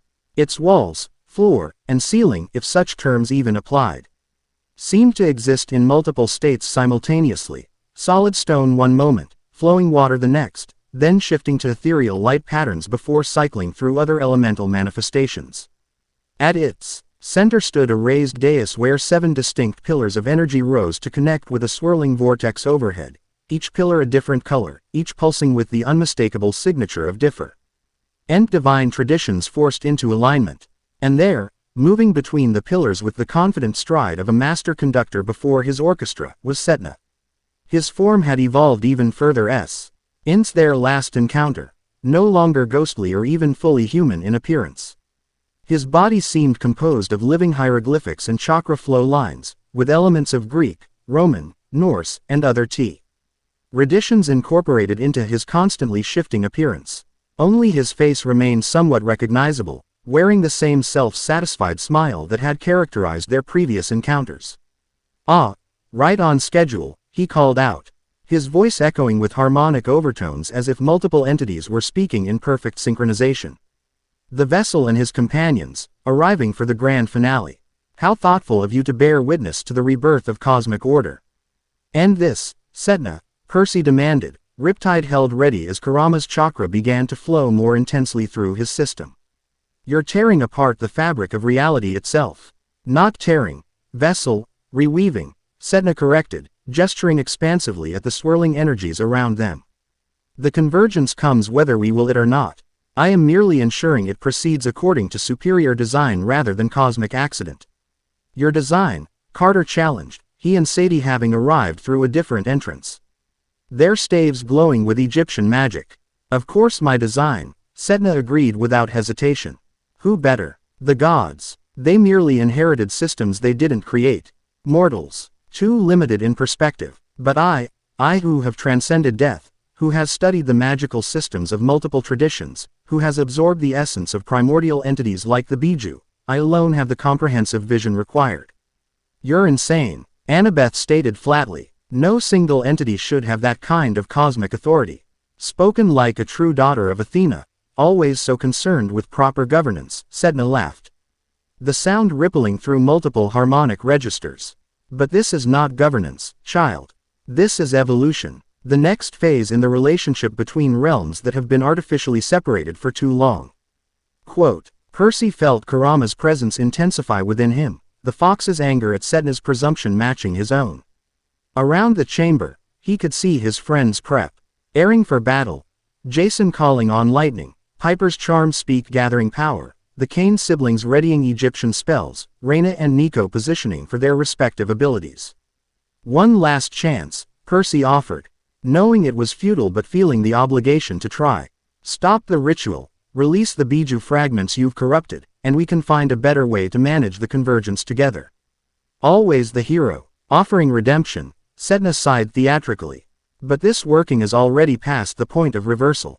The 7 seals are broken. The barriers fall. A new cosmic order emerges. He spread his arms wide. You cannot stop what is already manifest. You can only choose whether to oppose it futilely or adapt to the new reality I am creating. Now, Kurama urged, full manifestation. It's our only chance to disrupt the ritual at this stage. Percy nodded imperceptibly, then called out to his companions, everyone, hit him with everything you've got. All traditions, all powers, synchronized attack. As his friends launched their assault, lightning, Egyptian spells, charms speak, undead warriors, and Roman battle blessing converging on Sedna from all directions, Percy opened himself fully to Kurama's presence. Not just the partial fox cloak they had used previously, but complete integration of their chakra networks. The transformation was unlike anything he had experienced before. His consciousness expanded exponentially, merging with Kurama's ancient awareness while somehow remaining distinctly himself. His physical form became enveloped in dense golden red chakra that rapidly took shape around him, growing, solidifying, until a fully manifested 9-tailed fox stood where Percy had been, its massive form filling nearly a third of the enormous chamber. Percy could still see through the fox's eyes, could control its movements, but the perspective was radically altered, as if he were simultaneously inside the fox and was the fox. Kurama's senses became his own, allowing him to perceive energy flows and dimensional barriers that had been invisible before. We are joined fully now, Kurama's voice resonated through their shared consciousness. True Jinchuriki transformation. Use it wisely. We have moments, not minutes, before the strain becomes too great for your mortal form.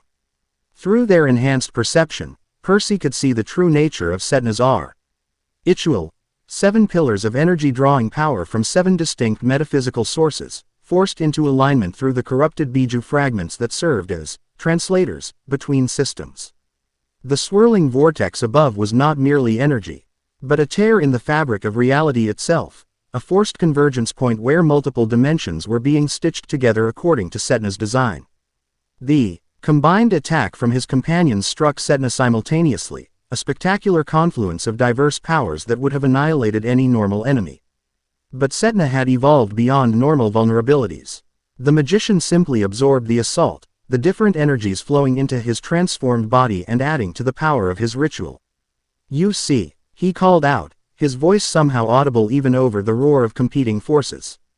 In the new order, all powers flow together, all traditions find harmony, under proper direction. The fully manifested 9 tails that was Percy and Kurama roared in defiance. The sound shaking the very foundations of the chamber. With a surge of combined will, they launched forward, 9 tails sweeping in coordinated attack patterns that targeted the ritual pillars rather than Sedna himself. No, the magician cried, genuine alarm crossing his features for the first time. The alignment must be maintained. The pattern must hold. One massive fox paw street. Ruck the nearest pillar, the one pulsing with corrupted fragments of Son Goku's essence. The chakra-infused strike disrupted the forced alignment, causing the yellow-brown energy to flicker and destabilize.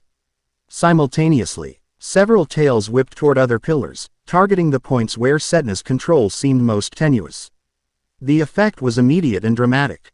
As the forced alignments began to fail, the swirling vortex overhead pulsed erratically, the tear in reality fluctuating as the power sustaining it faltered. Stop, Sedna commanded, abandoning his position at the center to defend his ritual structure. You understand nothing of what you're doing. The convergence must be directed, or it will proceed chaotically. He's not entirely wrong, Kurama acknowledged even as they continued their assault. The convergence itself is inevitable, but his method of direction is fundamentally flawed, forcing incompatible elements together rather than allowing natural harmonization. Then we need an alternative. Percy responded through their joined consciousness. Not just destroying his work, but offering a better pattern. The revelation struck them simultaneously, Percy's innovative adaptability merging with Kurama's ancient wisdom to conceive a solution neither would have devised alone. Seiken, Percy realized, reaching for the crystal figurine still secured in what had been his pocket before transformation. Yes, Kurama agreed. willing cooperation rather than forced subjugation. The true path of convergence. One tail carefully retrieved the six tails crystal, bringing it forward to the center of the chamber. In their fully manifested form, Percy and Kurama could see the true nature of Seiken's crystallized essence, not merely sealed, but condensed into a pure expression of Biju chakra, uncorrupted and intact. Annabeth. Percy's voice called out from within the nine tails form, somehow maintaining his human speech despite the transformation. The ritual needs to be redirected, not just destroyed. Everyone, channel your power through Seiken's crystal, willing contribution, not forced extraction. Understanding dawned on Annabeth's face immediately. A voluntary convergence pattern, she called to the others. Each tradition freely offering its essence rather than having it stolen and corrupted. They gathered around the massive fox form at the center, each representative of their respective traditions focusing their powers toward the glowing crystal. Kurama, Percy held carefully between massive claws. Jason's lightning, Carter and Sadie's Egyptian magic, Nico's underworld energy. Raina's Roman blessing, Piper's charm speak, all flowing freely into the crystal, which began to pulse with rainbow luminescence. No, Sedna shouted, abandoning his damaged pillars to lunge toward them. The pattern is mine to determine. The new cosmic order follows my design. But he was too late. The crystal containing Seiken absorbed the freely offered energies, the X tails itself adding its willing participation from within. The resulting harmonic resonance created a counter pattern to Sedna's forced convergence, not preventing the cosmic event, but redirecting it toward natural alignment rather than artificial fusion. The effect rippled outward from the crystal, waves of balanced energy washing through the chamber and beyond, throughout Washington, D.C., across the continent, and ultimately around the world. Wherever the convergence had been manifesting in distorted forms, the harmonious pattern provided an alternative template, a way for diverse traditio NS to interact without losing their essential integrity. Sedna's ritual pillars collapsed one by one, the corrupted energies sustaining them recoiling from the harmonious counter-wave. The magician himself staggered backward, his laboriously constructed form beginning to destabilize as the power he had forcibly collected rebelled against his control. "What have you done?" he demanded, his multi-layered voice fracturing into discordant components. "Centuries of preparation. The perfect design." "Not perfect," Percy responded from within the nine tails form. "Just yours. The convergence doesn't need an architect, Sedna. It needs facilitators, those who help diverse traditions find common ground without losing their unique value." "Impossible," Sedna snarled, though his form continued to deteriorate. The stolen powers separating from his core essence. "Cosmic forces require direction, control. They require respect," Annabeth corrected. "Something you never understood about the gods, or the Biju, or any power beyond your own ambition." The chamber itself was beginning to transform around them, the chaotic fluctuations stabilizing into a more harmonious pattern of integrated architectural elements. Greek columns supporting Egyptian arches, Norse runestones embedded in walls that incorporated elements from multiple traditions, all coexisting without forced fusion.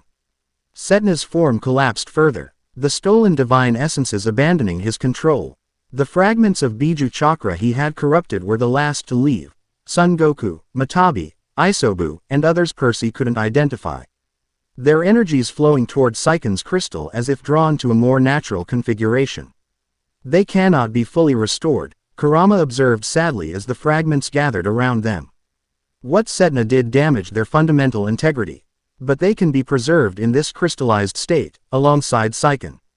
The Biju fragments merged with the crystal, causing it to grow and evolve, developing additional tails to represent each entity whose essence had been partially recovered. Not complete restoration, but preservation of what remained in a form that honored their original nature. With extracted Biju essences removed from his constructed form, Sedna diminished rapidly, shrinking from his grandiosely evolved appearance back toward something resembling his original ghostly manifestation. But even this was unstable, flickering and fading as the artificial supports he had created collapsed around him. "This isn't defeat," he insisted, though his voice had lost its commanding resonance. "Merely postponement. The convergence will continue. The barriers thin. Another opportunity will come. Maybe," Percy acknowledged, the nine tails form beginning to recede as the immediate Crisis passed and the strain on his body intensified. But next time, the pantheons will be prepared, working together rather than in isolation. As Setna's form faded to a mere wisp of ghostly presence, Carter and Sadie stepped forward. Egyptian containment spells at the ready. Time to go back to your proper afterlife, Sadie declared, hieroglyphs glowing around her staff. This time with better security. The Kane siblings cast their spell simultaneously, creating a binding that captured Setna's remaining essence before he could disperse entirely. The ghost's final expression was one of frustrated calculation. Not defeated despair, but the look of a chess master forced to concede a match while already planning the next game. As Setna was sealed away, the chamber around them continued. Its transformation. No longer a ritual space for forced convergence, but a nexus point where diverse traditions could interact naturally. The swirling vortex overhead had stabilized into a gentler, re-controlled phenomenon, still a connection between realms, but one that permitted exchange without forcing fusion. Percy's Nine Tails manifestation finally receded completely, leaving him kneeling at the center of the chamber. Exhausted but still conscious, Kurama's presence withdrew to its normal position within his consciousness, the fox similarly drained by the extreme manifestation they had maintained. "Well done, Kit," came Kurama's weary but satisfied voice. "Few Jinchuriki have managed such complete harmony on their first attempt at full transformation." "We make a good team," Percy responded silently, feeling Annabeth's supportive arms helping him to his feet. "Though let's not make a habit of the full fox mode, that was intense." "Agreed. A technique of last resort." "Is it over?" Jason asked, surveying the transformed chamber as the chaotic energies settled into more stable patterns. "Not over," Annabeth answered thoughtfully. "The convergence itself continues, the cosmic cycle proceeds as it must. But Setna's attempt to force it into his personal vision has been thwarted."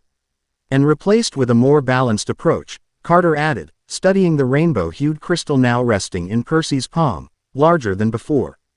With multiple tails representing the partial essences of several Biju. Voluntary cooperation rather than forced subjugation. "The beginning of something new," Percy suggested, feeling the truth of it even as exhaustion threatened to overwhelm him. Not an ending, but a transition. As they made their way back to the surface, supporting each other through the now stabilized passages of Setna's complex, Percy could sense the changes rippling outward beyond their immediate vicinity. The barriers between pantheons remain thin, the convergence cycle would continue its natural progression, but the interaction had shifted from chaotic collision toward something more like respectful dialogue. In his mind, Kurama stirred with an observation. "This may be why we were brought together, Kit. Not just to stop Setna, but to demonstrate an alternative model for how different powers can coexist.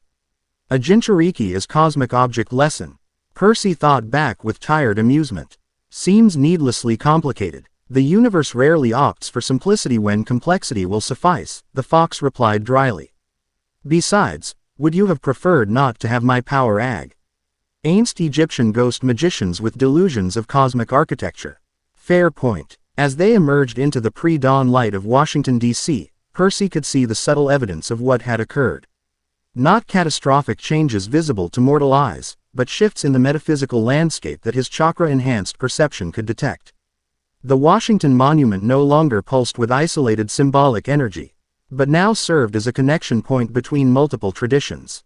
The reflecting pool rippled with subtle patterns that suggested communication between water deities from diverse pantheons. The convergence had not been prevented, but redirected, guided toward cooperation rather than collision, diversity rather than forced unity. "So what now?" Piper asked as they gathered at their rendezvous point, all showing signs of the intense battle but standing victorious. "Back to business as usual. Each pantheon to its own territory." "I don't think usual applies anymore," Annabeth replied thoughtfully. "The walls between our worlds have thinned permanently. We'll need new protocols for interaction, new diplomatic approaches. An inter-pantheon council, perhaps," Reyna suggested, her leadership instincts immediately focusing on practical governance. Representatives from each tradition working together to manage points of overlap and potential conflict. "With Biju representation as well," Percy added, holding up the crystal containing Saiken and the fragments of the other chakra entities. They're part of this convergence too. A seat at the divine table, Kurama mused within him. How novel. Though I suspect I'll be attending through you for the foreseeable future. Partners, Percy reminded him. That was the whole point, wasn't it? Cooperation rather than dominance. Indeed, a lesson some of your gods might benefit from as well. Percy couldn't disagree with that assessment. The coming days and weeks would undoubtedly bring challenges as the various pantheons adjusted to the new reality of permeable boundaries and necessary cooperation. Zeus and the Olympians would resist changes to their authority. The Egyptian gods would have their own concerns about altered cosmic patterns. The Norse deities would probably be the most adaptable, given their existing prophecies about cycles of destruction and renewal. But standing there with representatives from multiple traditions, Greek and Roman demigods, Egyptian magicians, a son of Hades who bridged life and death, and a Jinchuriki hosting an entity from beyond any of their familiar mythologies, Percy felt a surge of optimism despite his exhaustion. They had faced the convergence of worlds and found a path forward that preserved diversity while enabling harmony. Not Setna's forced fusion under central control, but a more organic integration that respected the integrity of distinct traditions while acknowledging their fundamental interconnectedness. As the sun rose over Washington, D.C., casting golden light across monuments that now served as nexus points between realms, Percy Jackson, son of Poseidon, Jinchuriki of the nine-tailed fox, and unexpected diplomat between converging worlds, allowed high himself a moment of quiet satisfaction before the work of building this new reality began in earnest. The old barriers had fallen, but new connections had formed in their place. And that, perhaps, was how it was always meant to be. Chapter 2 End.